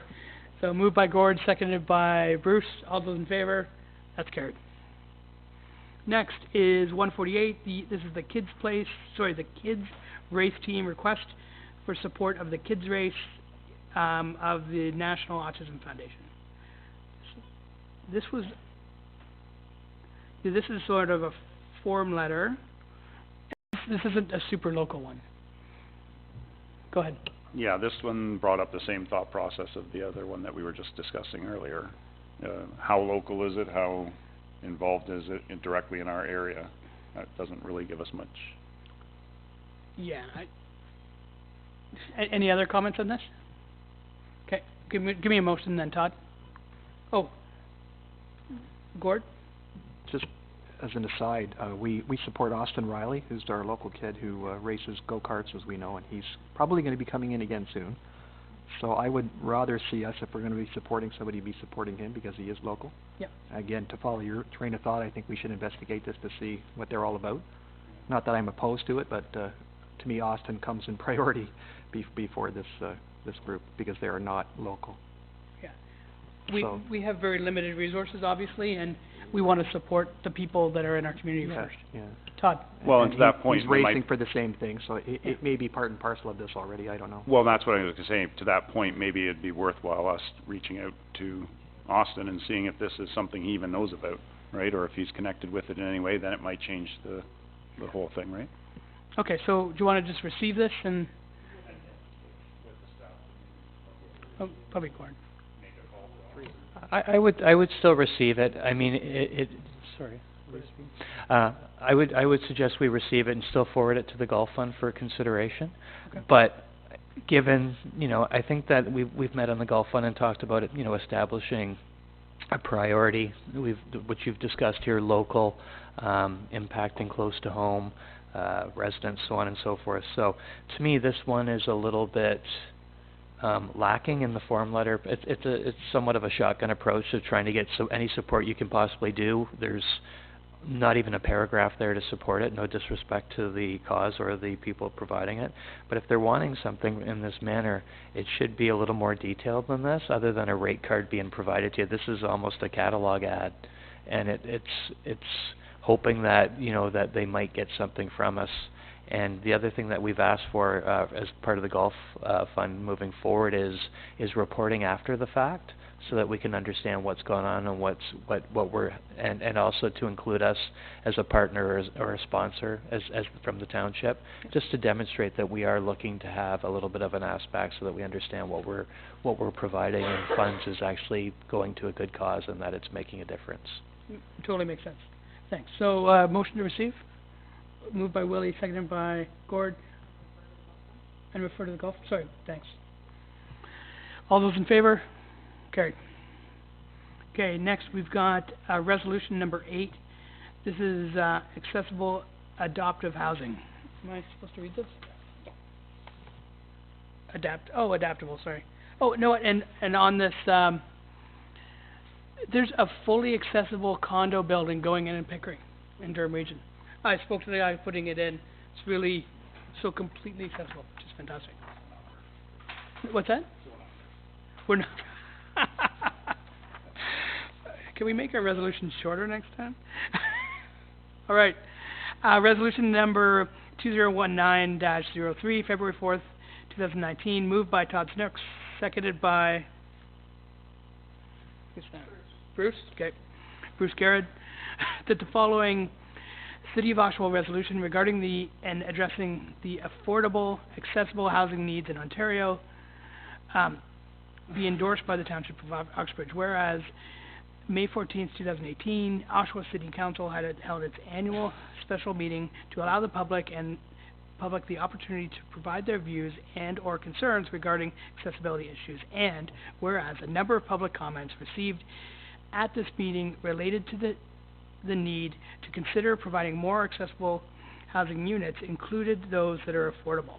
And whereas there's a need to consider such matters as providing accessible model home designs concepts in new home sales office, and to advance the discussion on providing more flexible and universal housing designs that can allow seniors and others that have accessibility challenges over time be able to age in place without the need to move. And whereas it is important to ask the province to consult with the building and development industry and the municipalities to see if there are ways to advance the affordable, accessible housing discussion to address the needs of Ontario residents, including a review of the Ontario Building Code as appropriate. Therefore, be it resolved that the Province of Ontario be requested to consult with the building and development industry and municipalities to determine practical and appropriate ways to address the affordable, accessible housing needs in Ontario, which may include a review of the Ontario Building Code, and that the Township work with AMO and CHMC to encourage other Ontario municipalities to express their support for a provincial, accessible and adaptable housing program, and that a copy of this resolution be provided to the Premier of Ontario, all MPPs in the region of Durham, the Durham region, all local municipalities in the region of Durham, the Association of the Municipalities of Ontario, the Building Industry, the Land Development Association, the city's building industry liaison team, the Ontario Association of Architects, Canada Mortgage and Housing Corporation, the Ontario Nonprofit Housing Association, the Accessibility Directorate of Ontario. All those in favor? Carried. What's that? Just a typo on that. In the second last paragraph, it should say CMHC, not CHMC. Oh, okay, thanks. Just in case you had to read it again, so you know.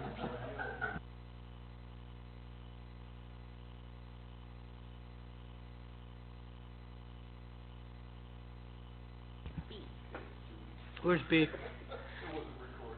It wasn't? Oh, shoot. That would be fine. I would be fine without. Okay, what's next? B, my report, the ADR Chamber's termination. Oh, okay.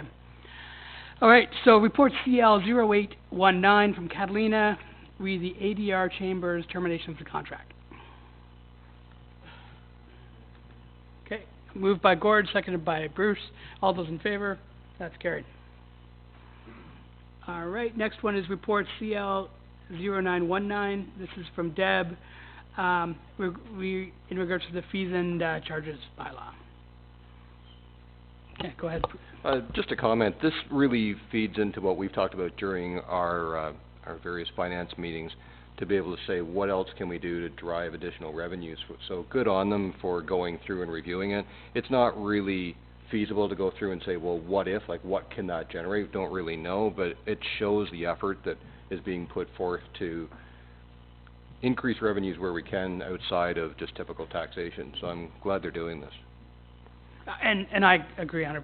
It, especially from the fire perspective, that's the big one.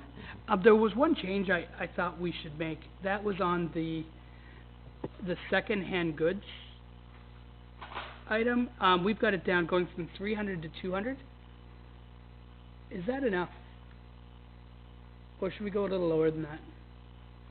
So this is like, so the perfect example, Uxbridge Cell Phone Repair, I think is the name of the business. Someone who sells second-hand cell phones.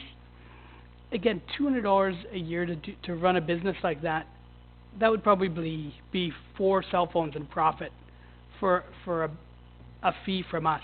I thought that was a little steeper than I would want to go. Anyone want to speak to it? Or are you happy with the 200? I'm sorry, are there others in town? There's only really one. Is so I think that would only applies to him. Yeah. If there was going to be another 20 of those types of businesses open, then... This, just for my own education, this doesn't apply to things like the cottage auxiliary on Bascombe? Doesn't apply? Okay, thanks. Deb just said no. No, it doesn't. So really, he's the only person who gets that one. Pam? I think it's a little high. You know, really, I mean, it's not like there's a huge profit going through there, I don't believe. But I think it's a little high. Willie, do you have any comments or no? Yeah, I can talk to it a bit. I've worked with Uxbridge specifically on this because they were comparing to some other spots that they had businesses in, and feeling was that it was a little bit high based upon some. I think the bylaw group and the clerks have done a little bit of research on it and brought it down a bit. I still, personally, I feel that it might still be high. I'd like to maybe understand the rationale at the number that we came to, if that was possible. And Madam Clerk, I don't know if you can share that, or if you're aware of what that might be. Sorry to put you on the spot.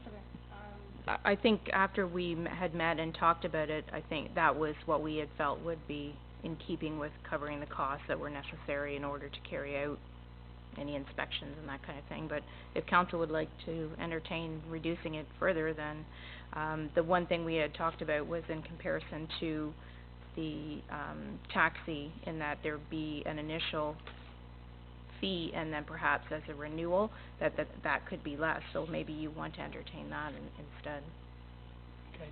Someone want to throw a number out on this, or?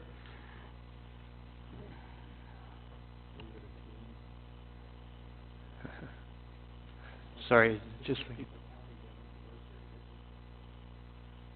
But I think the other side of it too is that we've got a business that feels like their bylaw is number 001, and it's high comparatively speaking to some of the other ones that are out there. I understand where we're at, and I can respect your perspective on it too, Councillor Hyatt. I'm not sure, I don't want to put something back to staff for the sake of putting something back to staff, but if it might be possible just to kind of understand the rationale for the 200, I still think it would be nice to understand that a little bit better. I'll make a motion to reduce it to $100. How's that? Okay. Okay. In the interest of being... Quick? Well, that too. But, you know, in support, it's one business. If it helps them out, if it allows somebody else to come to town, great. Okay. Okay. Okay, wrap it up. Moved by Bruce, seconded by Willie. All those in favor? Wait, let's make sure we have that vote. All those in favor? Okay, that's carried. All right, next we have, any other comments on the fees? Okay. Did you pass the motion? We haven't passed the whole motion yet, but it was just changing one item. I like a lot of what we're doing on the fire perspective. I think that's going to recover some of our costs. Willie, Gary, and I spoke to people at Roma about this exact issue. There's lots of people on major highways, lots of really small municipalities on major roads, and this becomes a big problem. And they're all trying to recover every bit of cost they can, so. All right, so anyone want to give us a motion to support this, the recommendations in this report? Is there I will. Is there a recommendation at the bottom of that report? No, that's not. Okay. So that the council of the town. That the Council of the Township of Uxbridge receive report CL 09-19 of Debbie LaRue, Director of Legislative Services Clerk, for information, and that Council of the Township of Uxbridge direct the clerk to prepare fees and charges bylaw for consideration by council, and that the proposed fees and charges come into force and effect on March 1st, 2019. With the exception, as amended, it will be carried as amended. Okay. Okay, moved by Bruce, seconded by Willie. All those in favor? Carried. All right, next we have, this is report, PWO 0919 from Karen in regards to the, facility booking for the Rotary Blood Donor Clinic. Go ahead, Bruce. No, you go first. My turn. My question was, I'd be interested in seeing, like, we don't want to discourage the blood donor clinic. It's another one of these large organizations. I'd just be interested in having some due diligence done to understand what other municipalities charge for them to come to town and run blood donor clinics. If no one else has a comment, I have one. Sure. Back. I was thinking the same way. I think that's what we asked for, was that we investigate to find out kind of what the market rate is, what the budget is. Karen did a great job in finding when they decided to move forward with this, which was from, a decade ago or something, but it's not exactly what we wanted to see. Does someone want to reach out to maybe the Rotary Club on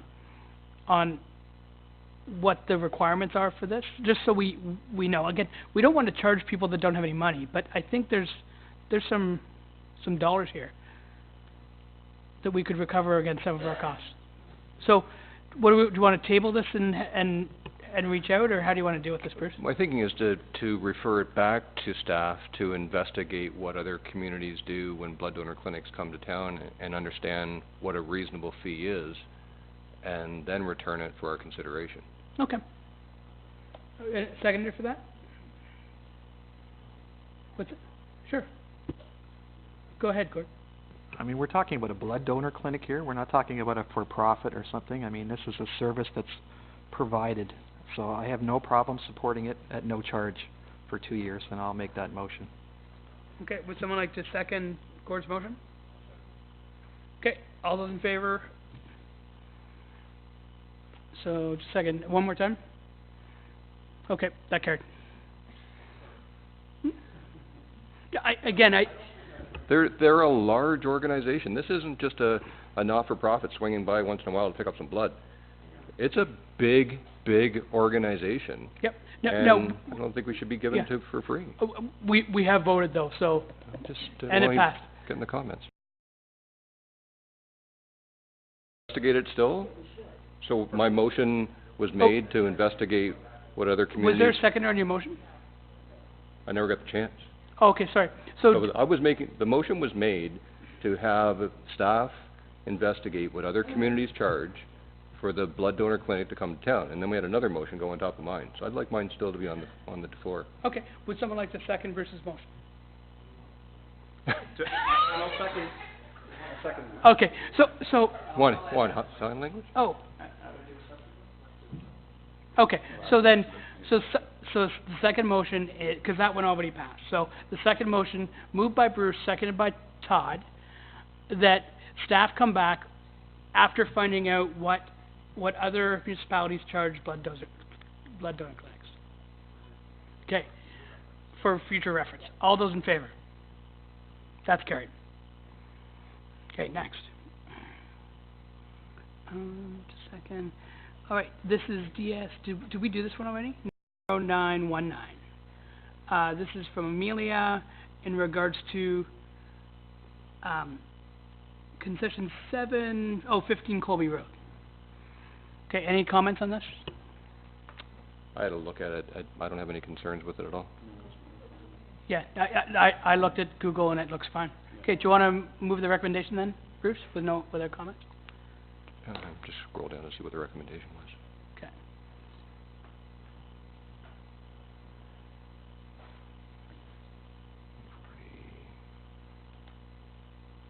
How far down is it? Okay. Is it just a receive?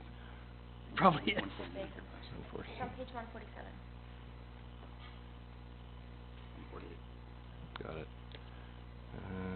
Recommendations.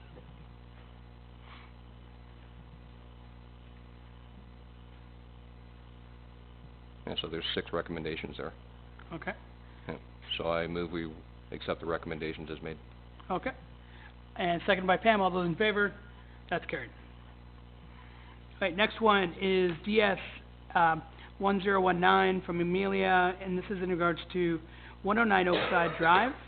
Just before you guys comment, I just reached out to, I've got friends on that, across the road. I reached out to them. He checked with his neighbors. There was no issues from the people on, what's that little road called? Todd, it's your ward. What's the little, James Hunt? James Hunt? Yeah, the people I spoke to on James Hunt liked it. It was a complex corner because it was owned by 2 different people, so the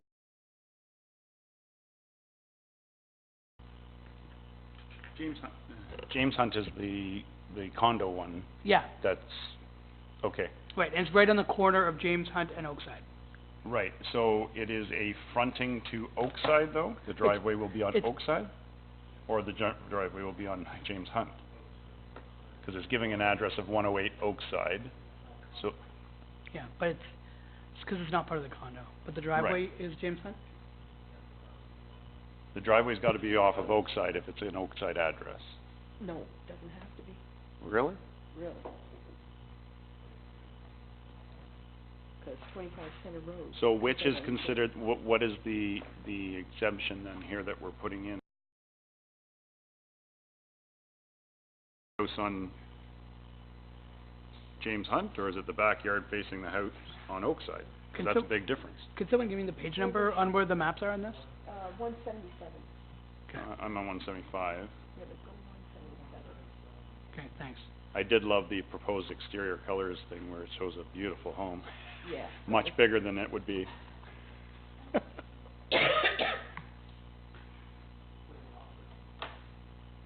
Okay, so that Oh, one shows. you know what, the So driveway's driveway off, is is off outside. Oakside, yeah. Yeah. Okay, so, Okay, so do we know, either one of these addresses on either side have said they're okay with it? so I reached out to the people on James Hunt, and I reached out to the guy who lives across the road. Neither had an issue. Lives across the road on Oakside. What about the one beside it? I didn't talk to him. Typically, that would be the ward counselor. Whose ward is that? This is the first time it was brought to us. Just kidding.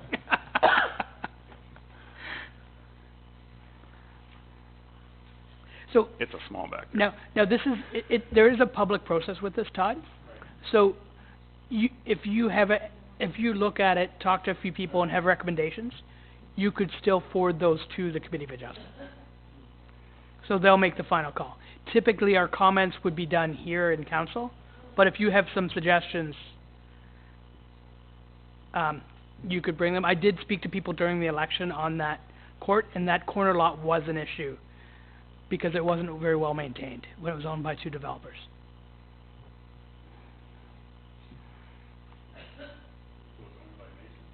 It's now owned by Mason. There was a line in the middle, and I think part of it was owned by David Sutton. Okay.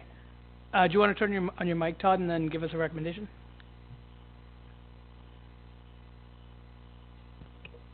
Well, I'm not sure how to word that other than my concern is that making sure that the residents on, specific on either side of it, have been, it is such a tight, and that's a to me, that's not a minor variance, but I don't know the rules behind minor and major, but you're going from 12 feet to 4 feet in reality. Like, that's a small backyard. Okay. That's part of the recommendation, I think. Where's the recommendation on this, guys? What page?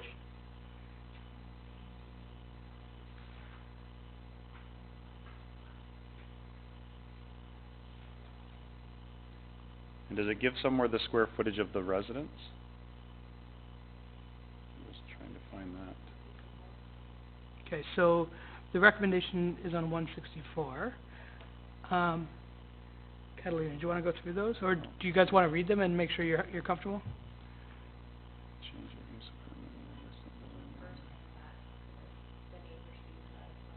Yeah, and they will be contacted, Todd. Yep. And then they can come and give their concerns at the Committee of Adjustment, in writing or in person. Okay. So this is a public process, so they can talk about it. Okay. Okay? Yep. So are we okay with just moving the recommendations, or do you want to make some changes? No, we can move the recommendations with the, as long as they're making sure that they're dealing with them appropriately from that standpoint. Okay. So, moved by Todd, seconded by... Yes. Yeah, it's not that it's gonna be there, it's just the dimension. Yeah, the dimension from where the back of the house is to the Yeah. back of the property. So if they have an objection, it has to deal with the variance that they're applying for? Right. It can't be that they don't want a house next to them. No, Yeah. granted, Okay, absolutely. as long as No, you're aware of I that. get that. My concern is that would be a very close backyard to your backyard. Yeah. Or back of home to your house. Okay, so move the recommendations by Todd, seconded by Pam. All those in favor? Okay, that's carried. Okay, next is, oh, is it? No, it's not. Where's Sanford Road? Is this one, 1119? Okay, so DS 1119, in regards to 614 Sanford Road. This is another cidery in a large farm property. This driveway is way back from the road. Any comments, Pam? Well, I just have a question. So, a cidery, but there's nothing to say that they're gonna grow the apples on the farm. They must be importing them, am I correct? I'm not certain. Okay. So so they're proposing to have the tasting, sorry. No, it says apple orchard. Does it? Yep. Okay. The owners wish to establish an apple orchard and cidery. Production room, bathroom. Well, if they've met, like, for the health thing, this proposed cidery and sitting down, then they're gonna have food also. Probably, but they haven't come back for that yet. This is to build the building. Okay, comments? Okay, Gord? Yeah, just in regards to the last one that Liz did a report on earlier, I mean, if they're selling cider, meaning hard cider, they would obviously have to go through a rezoning process. To me, this application is just to sell farm goods, whatever that is. Right. Which I would assume, Pam, they would be growing on site. So if they're thinking about they're selling cider here, maybe they need to be looking at a different application. That's just from my perspective. They're not, at the present time, there's no orchards. They intend to have orchards. So are they selling apples or apple pies, or are they Is selling there? I don't cider? 'Cause there's a huge Yeah, it difference. says wish to establish. So, that leads me to believe, and when I look at the pictures of the property, it doesn't appear that there's apples growing there now to any extent that would possibly do a cidery.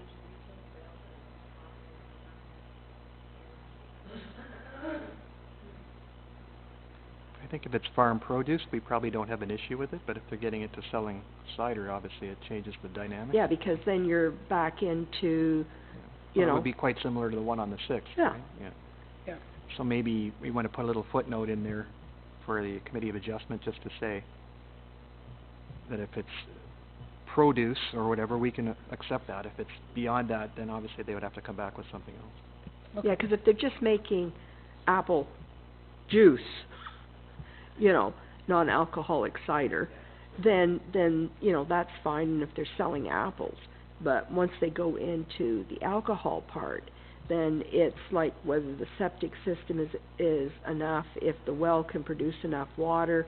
So I would think health should have gone through this already. So I'm, why don't we make a comment, because we're not experts on this either. Why don't we make a comment to ensure that staff take a look at any necessary, necessary issues that they have to look at, re AGCO or anything else. This also could not, it might not be hard cider. Right, so, yes. It does specifically speak to farm produce and not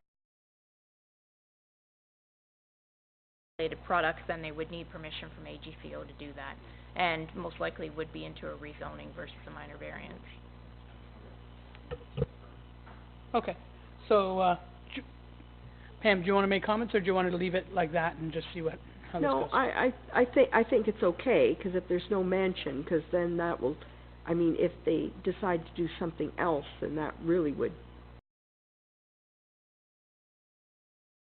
talking about at the present time, that's great. I mean, you know, agritourism, farm added, I love it. Okay, so moved by Pam, seconded by Gary. All those in favor? Carried. Next one is DS 1219. This is 1429 York Durham line. Okay, any comments on this one? This is right across from Stouffville, so this is a fairly urban area, right across York Durham line. Okay, anyone moving the recommendations? Moved by Gord, seconded by, this is your ward, Pam? Seconded by Pam. All those in favor? Carried. Right, now we're into BL 0219 from Andre, and this is the revised election sign bylaw amendments. All right. Go ahead, Bruce. I'll take the first shot at it. There was one brief meeting held related to this. I think it comes up in the addendum as well.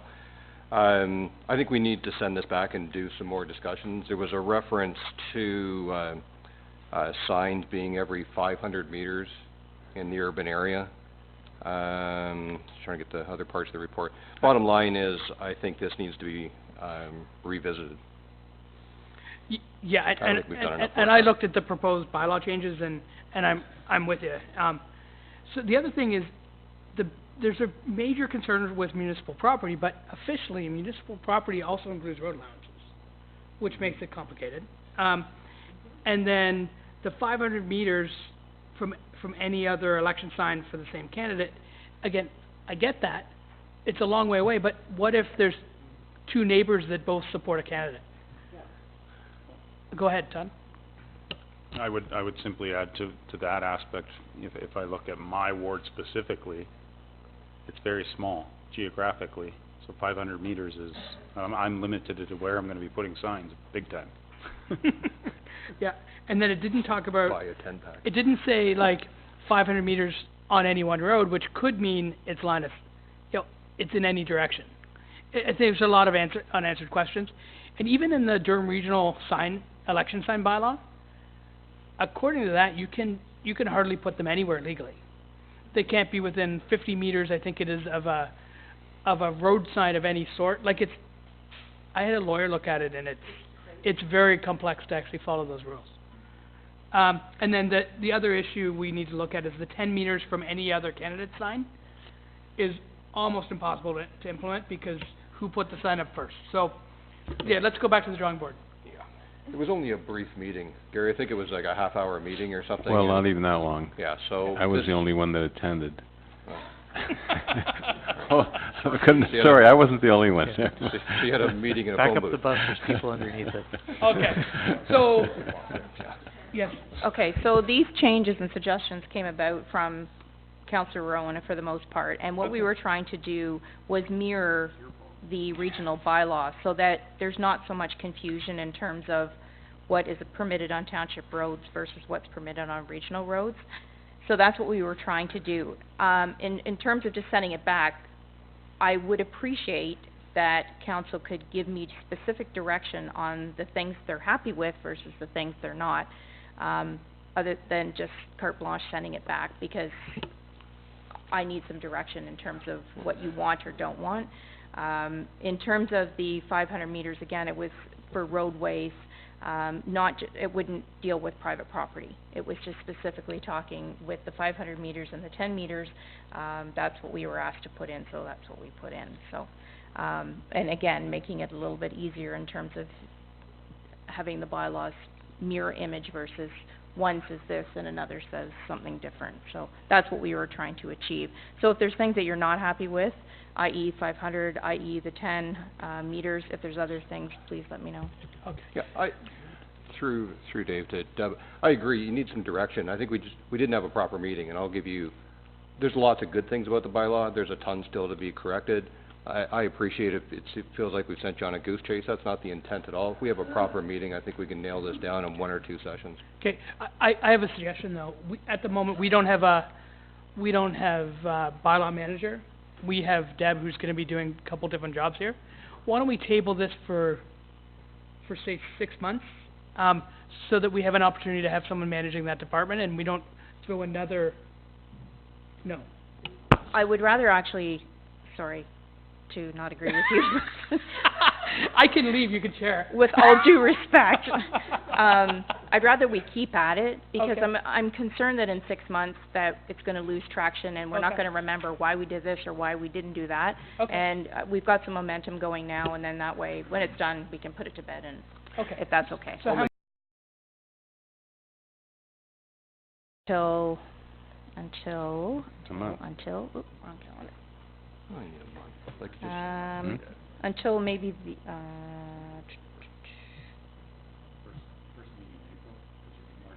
so, yeah, either March the 25th or April the 8th, because it's council.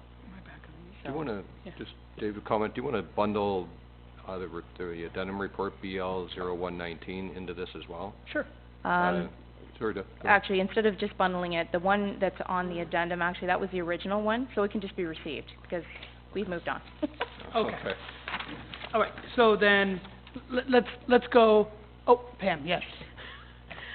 I just want to mention, it's a little bit different, people's property in residential areas, putting signs up in residential areas than it is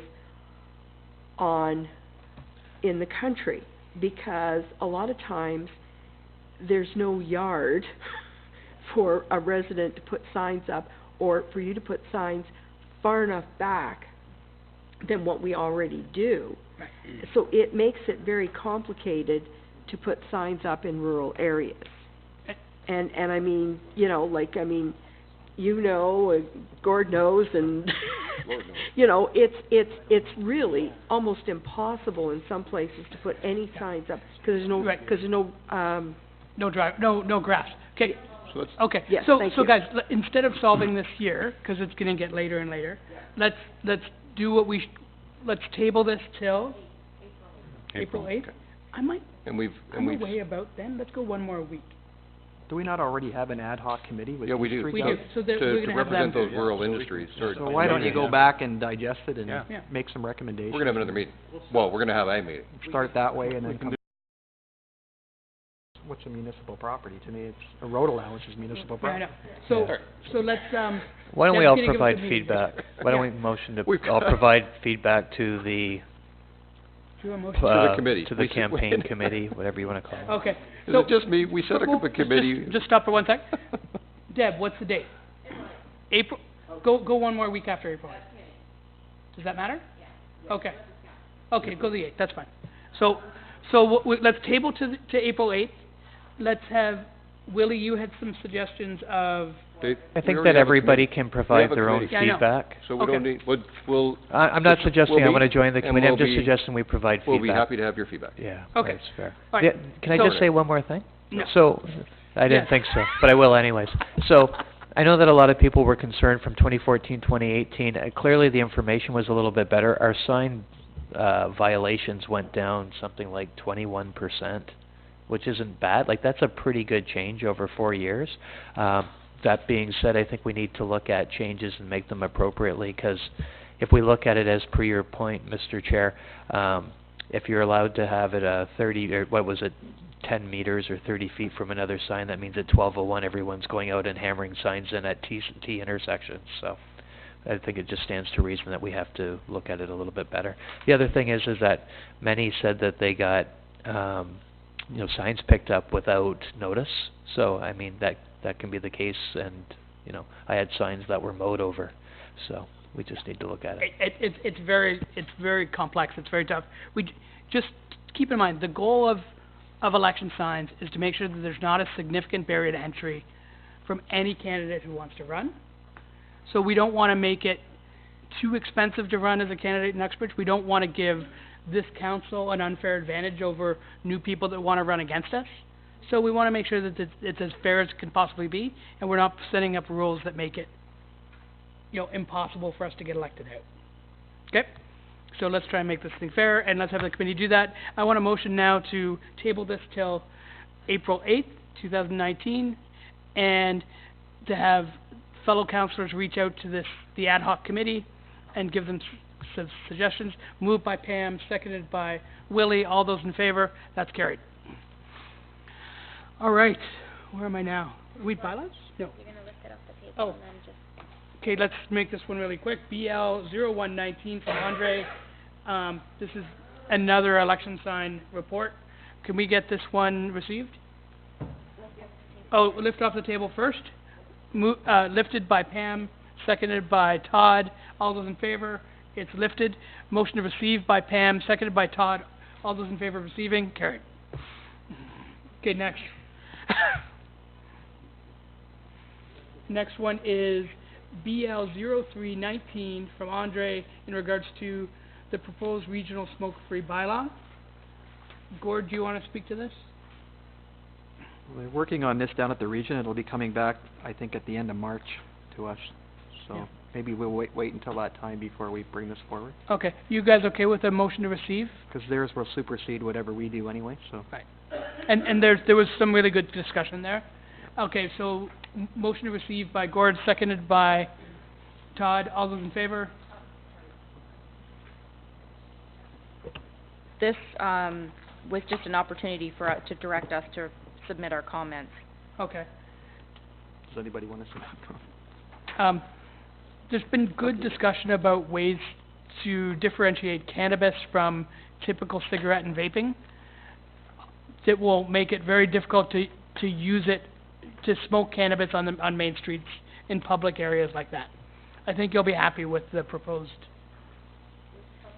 The regional one looked really good. Again, if you have any comments, speak now or forever hold your peace. Okay. Yeah. Just a little bit of update. So the regional one looks like they're going to control smoking of cannabis on streets. On all public places. And a sidewalk is considered a public place. Yes. Yeah. Awesome. Good. Thank you. Yeah. And do it at home or in your backyard, kind of. So, all right. I think, through you, Mr. Chair, as well, just if the regional bylaw ends up being adopted as is proposed, it would, basically, we would repeal our bylaw because it has no hold against this. Currently set up right now, it gives setback from entrances for municipal property and buildings, and we wouldn't need it because this basically prohibits smoking on all municipal properties, including town halls, so, and a certain meter setback even from the property, so. Okay. So, let's do that next. Yeah. Okay. So let's receive this, and when we get our regional bylaw, we can ask for some things. So motion received by Gord, seconded by Willie. What's that? And receive and submit comments. Okay, that, you guys are okay with those changes? Gord, Willie? Okay. Okay. All those in favor? Carried. Okay, next. Okay, this is, CL 1119. This is in regards to the electronic sign. Now, this is something, this has come back to us again because we asked for this report. So, folks, what do we want to do with this?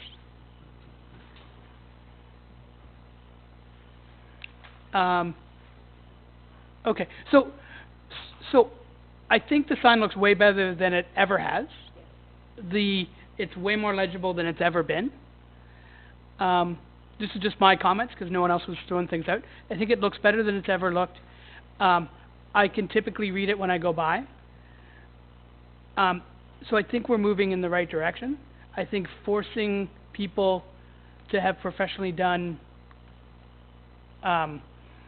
slides or graphics, I think, is working. So I don't have any major changes that I would think we need to make. The only concern that I still have on this is that occasionally, because it's run by the arena, they're not really a marketing person. I think we're losing out on some opportunities here. Occasionally, you'll see Township of Uxbridge graphic, and then it spins, and it's almost the same graphic again. I think we're not fully utilizing it. I think I'd like to see this thing within our township hall in communication, kind of driven from this building instead of the arena. That's my take, but I'm open for debate on this. Just, wasn't there a part of the report recommending that it possibly be tendered? Is it about the management of the sign? Is that, it's in here somewhere. So, this was my idea a while ago when I didn't think we could get this thing done internally, that I suggested that we would get a local marketing company that's already doing the Uxbridge Daily information to just take over full usage of this sign. And I don't disagree with that still. It's such a small amount of money, it wouldn't have to be tendered. It's what the feelings of this council are. I think there was some resistance to that. Again, it's way better than it's ever been, and I think we're going in the right direction. So I'm not as passionate about this as I once was. Just one comment, because I think we have brought this up, and this was based upon the ask to come back in 6 months to review, but we've already kind of reviewed it. So do we have to action that any more than what we've already done? I realize that you're discussing it a little more here, but my understanding was we're kind of at a spot where we've moved some things forward. Are we trying to change that now? That's the question. Okay, and the questions to me, again, it's up to us what we do with this thing here. Deb, you made the report. You had some suggestions. Basically, all I was doing was putting down what council had discussed that particular day and gave you some options to look at. You certainly don't have to do anything with it. You can leave it as is, which basically is that it's sitting with Karen at the arena, and she is, what was already included in the policy, anything with graphics that have to be professionally designed and brought back to her in a file, and then it's just a matter of her loading it. So that's the way it's sitting right now, if council's happy with that. If you want to just leave it and give direction that it come back again in another 6 months for review, you can do that. The other discussion was the duration of time that the messages were staying up. So those are, again, up for discussion. You can leave it as is, or you can change the timing. It's up to you.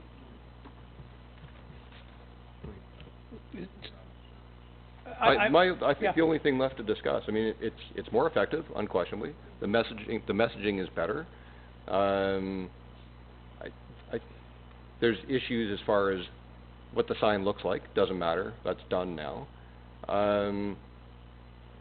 I don't think we've got. I don't know if we need to keep pulling this groundhog out of the hole. I think it's working well. The only thing I would suggest is, you like that one? You like that one? Is the idea of the management of it. And my only comment on that is, I just think in fairness, even if it is a very small dollar value one, we just throw it out there because maybe there's somebody else who's got other ideas on it. So if we are going to let somebody or if we're going to propose somebody else manage it, other than perhaps from this building, as you were suggesting, my only comment is that it should be opened up for alternative bids or alternative solutions, even if it is small. Okay. Anyone else have any? Go ahead, Pam. I mean, I'm okay with what Bruce said, but sometimes when you open up things like this, they may not get done in a timely manner from certain places, and I would be, you know, like, cautious on that. Like, I mean, Karen does get things up when she's asked, or whether it comes here to the building. It definitely has a better look than it used to. It doesn't kind of glare at you. That was not done in the first place properly with some of the colors, because you couldn't read them. But, like, I'm not sure whether we need to put it out in a tender, or how that would go, and whether it could be done any better or any less expensive than the way it's being done. Okay. So how about this? Let's receive this report, because none of us are all that passionate about it. And if internally we talk and have some better solutions, or we brainstorm and find a better way to change things, then if we move it from one department to the other, or if we have any things that have to go through council, we'll bring it here again. So we'll just receive this report. If that, Gary? Well, no, I was just going to mention that I'm sure there were quite a few other jurisdictions that have similar signs, and maybe might be worth a few phone calls just to see how they work with theirs. It works. I think we're good. Deb, do you need anything else from us? That we're good? So She really receive doesn't for want us to talk about it. I'll make a motion, receive for information. Okay. Anyone want to second that motion? Todd? All those in favor? Carried. Okay, next. Oh, okay. This is unfinished business. This is from the Royal Canadian Legion, Ontario Command, request for support of the Royal Canadian Legion's Remembrance Day publication. And do we have to lift this from the table? Yes. Okay, can someone lift this from the table? Okay, Pam, Bruce? All those in favor? Carried. Okay. Again, I don't know if we got what we wanted. Yes. So, when this was originally referred back to staff, it was to find out if the local Legion received any benefit from this. That's the response we got. I vaguely recall back a couple of terms ago that there was a policy, not official policy, but a council had passed a motion, I thought, basically directing that if there was a request like this, if there was a local group that was requesting it, then instead of spending the money on advertising, that we would give the funds directly to the group, so that it 100% benefited the group directly versus just saying, you know, oh, good for, you know, whatever hockey group. But we can't locate it, so I'm thinking maybe it was just something that was discussed, but there maybe wasn't an official resolution done. So unfortunately, I don't have much more to add than what the Legions come back with. So, but it may be something that council wants to consider implementing. I'm not going to say wasting, but putting the money into advertising when there really is no direct financial benefit to the group, that we stop, council's agreeable, give the money directly to that group. Willie? Oh, sorry, Pat. So I think we do a couple things with the Legion, which I think is an important piece of our town. And I think we should look at the program that we have with them holistically and look at it from the perspective of, because this is, you know, we kind of do this to some of our partners around town too, where we ask them to do 8, 9, or 10 different things throughout the calendar year. I think if we look at this with the Legion, sit down with them and say, understand that you've got several programs that you do throughout the year. We're committed to partnering with you. I think that's obvious. We do banners, we do several other things. And let's establish a plan that we can put in where we can say, well, we can commit to this versus having several, you know, people have them come to us several times throughout the year to iron out what we're doing with them on an annual basis. I think if we iron out an annual plan with them, you know, I think that would better serve them. And I do agree with the point of, you know, giving them dollars across something that makes sense where it's not helping to pay for a book unless they really, really need that book. But we can put it in where we're helping those in need within the Legion that, you know, that best suits them. Okay. Can you, Gord? I do recall what Deb was talking about. A couple of years ago we had that discussion, and what we decided to do was give them money for products that they were using within the Legion. I think we bought them the vests that they wear, things like that. To me, that's a lot better use of our money locally. As well, we do the installation of the banners for Remembrance Day as well. So I think that's something, and I think that's what you're speaking to. Let's keep the money in town, although this could be a great cause. We don't really know who's looking at it or where it's going. So I would suggest that we talk to them. I think they were coming in, as far as I recall. I talked to some of the band, and they were going to do a presentation to us. I'm just surprised they haven't done it yet. So, so I would contact them and see, you know, if we can give them money direct rather than doing it secondhand. So. That totally makes sense. Pam? Thank you, finally. I totally agree with what's being said. I mean, putting something in a little brochure, a little catalog saying, it's nice, but that's more kind of for us, we support them. But I would rather see the money go directly to the branch and support them. I like the idea of, like, you know, like an annual, because I think it's extremely important that we support the Legion. Feel that this is not a good use of our money. I would rather make sure it's going to our branch. I agree. Okay, so Willie, what's your motion? Do we just receive this and then you can reach out to them and come back with something? Unless someone, not to throw it into your ward, Bruce, but if given the Legion is located there, I'd be willing to work with you and try to go meet with them on that. So, motion to have council meet with the Legion to discuss annual program plans with them. Good. And obviously receive this for information at this time. Seconded by, but I'll go Bruce because it's ward. All those in favor?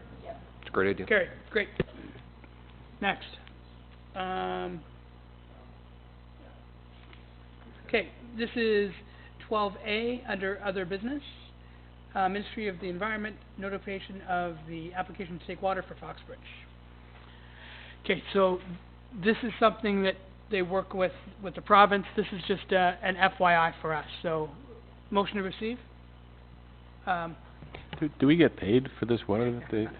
No, the province does. We don't.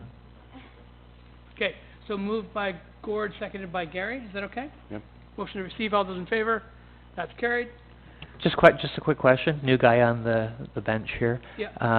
So how do they monitor that? I asked because I lived in a little place called Tottenham, and the golf course ran Campbellville's wells dry. So how do they monitor the intake? Do we know? But like what they've asked for is the ability to run all their taps 24 hours a day, 7 days a week, 300 days a year or something. 100 days, sorry. I know that they don't use a ton of irrigation there. So I think that's obviously worst case. Because I don't think I've ever seen the sprinklers on when I drove by. Will give us a similar one of these, and there's been years that they haven't actually taken any groundwater. They run it all through their pond systems. So, all right. So, did we vote on that? We did. Okay, good. This is the next one. Oh, okay. Questions from the press? Oh, do you want to do bylaws first? Sorry, sir. Okay, bylaws. Willie, that's you, I think.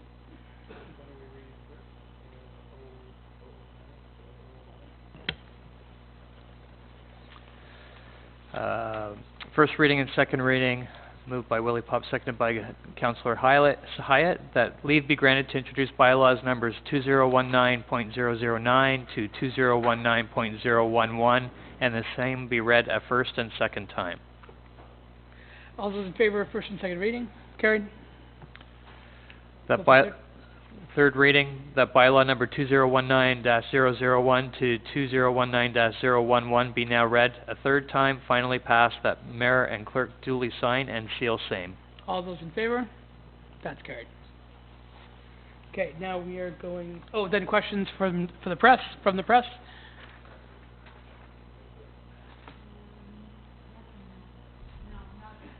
Okay. You know I always have questions. On the correspondence from the various municipalities regarding Bill 66, has Uxbridge yet taken a position on that Bill 66? No, but Bill 66, Section 10, the province have backed out of that, so they've rescinded that. So it's not moving forward. No.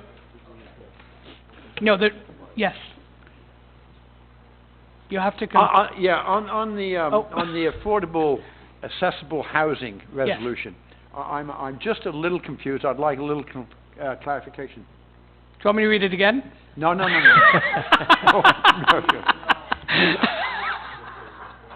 Is that resolution talking about affordable, accessible housing, or is it talking about affordable and accessible housing? It doesn't make it quite clear, because there's a need for affordable housing, period.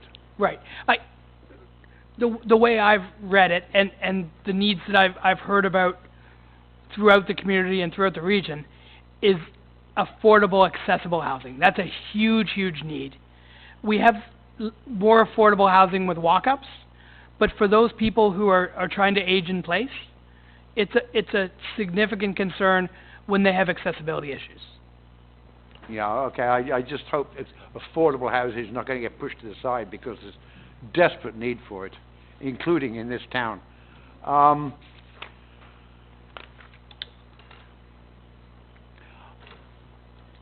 the proposed regional smoking bylaw, yes. The report asked for comment from Uxbridge Council. Is Uxbridge Council going to comment on that report? So Gord sits on. Wait, you're not on health, are you, Gord? Okay. So this came up at the region. It was discussed in our last council meeting and the one before. Mike, Gord. It will be coming back, Roger, at the end of March, beginning of April, to Regional Council. Yeah, because their law will I don't know about the supersede rest of you, but I see a couple of minor points for concern there, where, for instance, a health inspector can come into any place of business without a warrant, without notice, demand ID from anybody who's in there whenever they like. They can march into the Cosmos office. We have a one-room office. If the editor is sitting there interviewing somebody, and you know, it just seems to be a rather over-the-top regulation. We also have an ashtray in the Cosmos office. It sits on the reception desk. It holds little I read the Cosmos buttons. But according to this, we can't have that. I hope Region will take a look at some of them. Okay, thank you. And one last thing, if I may. What was Council's decision on the electronic sign? We received the report for information. Could you use your microphone, please? You received the report, and as it's, what I want to know is, Mr. Garrett, offered that perhaps the design and management should be tendered. What was Council's decision on that? So we've decided to keep it in-house for now. I'm sorry? We're keeping it in-house. We're going with in-house? we're doing the status quo for now. Thank you. No problem. Go ahead. Thanks, Evelyn. Oh, Roger, do you want to move a little bit? Hi. I would like your comments on June Davies' presentation, the portion where she showed you the 800 acres owned by TriCap Properties, or Yeah. on Woodbine Avenue, and how, first of all, was this a surprise? And secondly, with its abutment to the western boundary of the Uxbridge urban area, what are your thoughts about the future of this land? Okay. Just a second.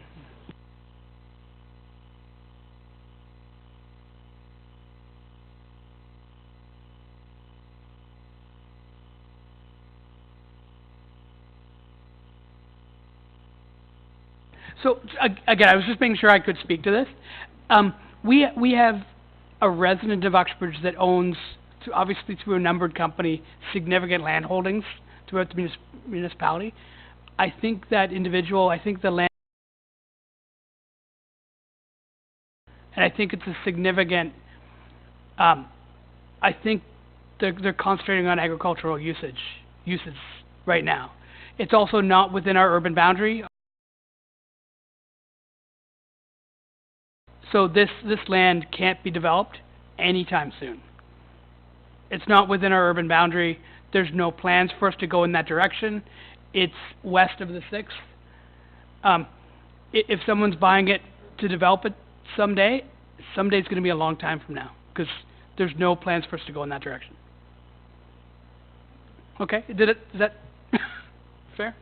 Okay, any questions from the audience? Do you want to use a microphone, Faye?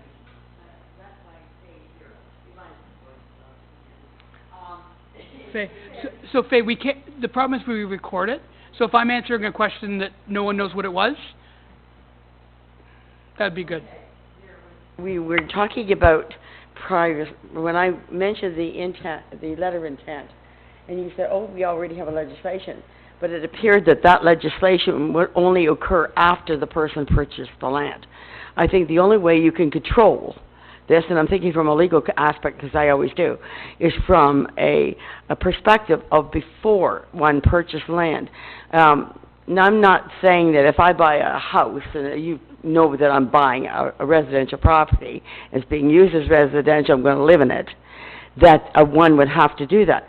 But on land that has questionable future development, and one of the things you can always tell by what intent really is through a number of companies. It's a way of tax sheltering and dividing up your costs, because I know that. I met a lot of people in the investment industry at Refco, and when I saw high rollers, and I saw those same high rollers lose the shirts. So what I'm saying is that this is a way people shelter their sort of hide what their intent really is. Now, ordinary citizen who hasn't gone to extraordinary lengths probably doesn't know this, and a lot of the people, they've never had that experience that I've had, where I know that this is how it works. You know, so if I go to talk to some of my friends who are my age, I have nothing in common that way, because if I say that, they say, what are you talking about? You know? So what I'm saying is that if you have to register, like if there's a big piece of property and you know it, there's a possibility, maybe in certain areas there should be some kind of letter of intent that's required if you're going to buy a certain parcels of property.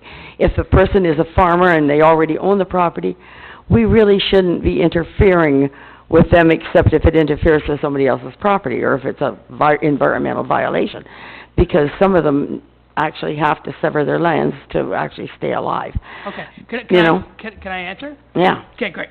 So many of our local farmers would be running under a numbered company for tax reasons.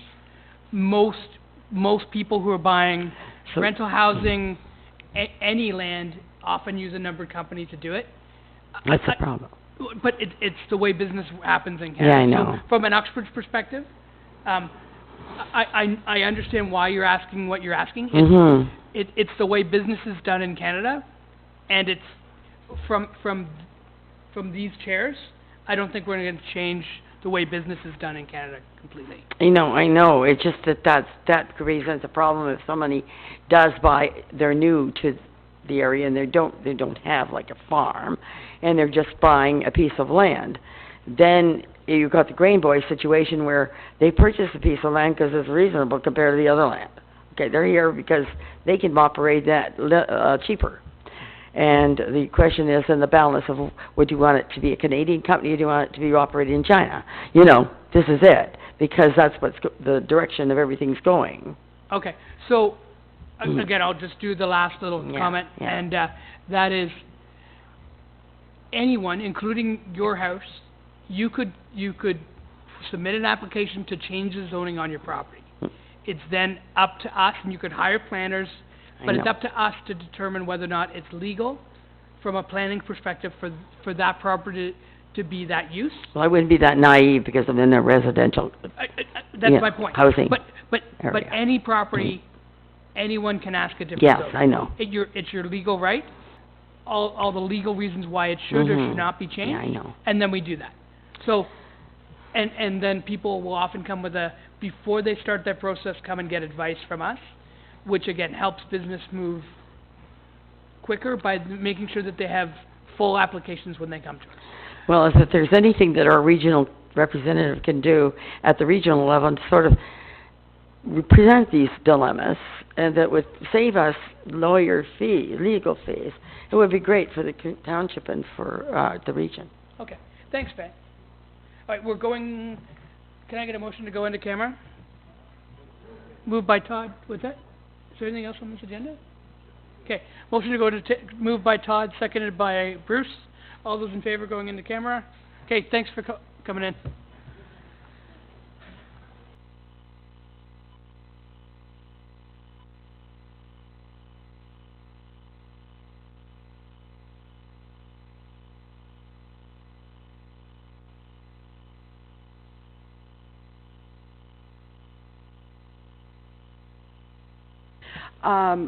Like to declare on one of the committee applicants as Ed Beach being my husband, that was wanting to be considered for a fence viewer.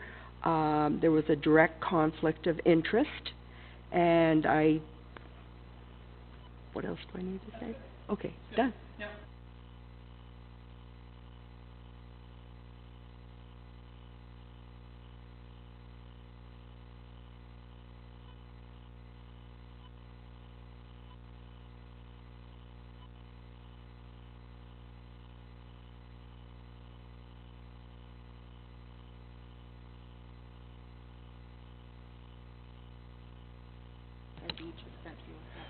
The bylaw be, motion to have, Edward Beach, a bylaw be brought forward for Edward Beach to be, added to the position of fence viewer.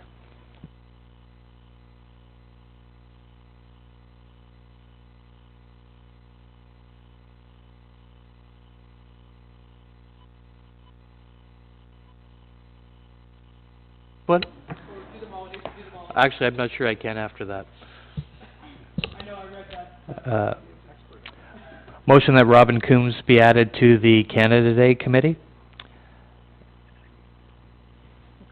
And Krista McCormack to the Environment and Sustainability Committee.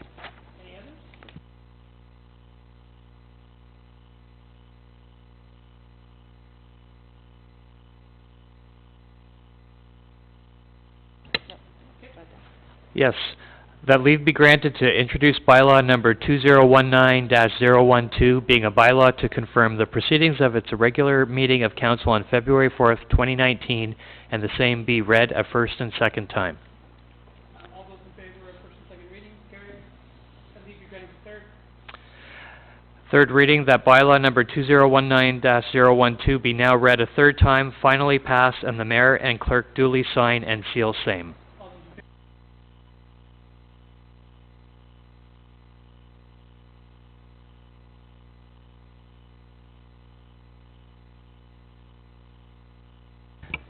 Okay, can I get a motion to adjourn?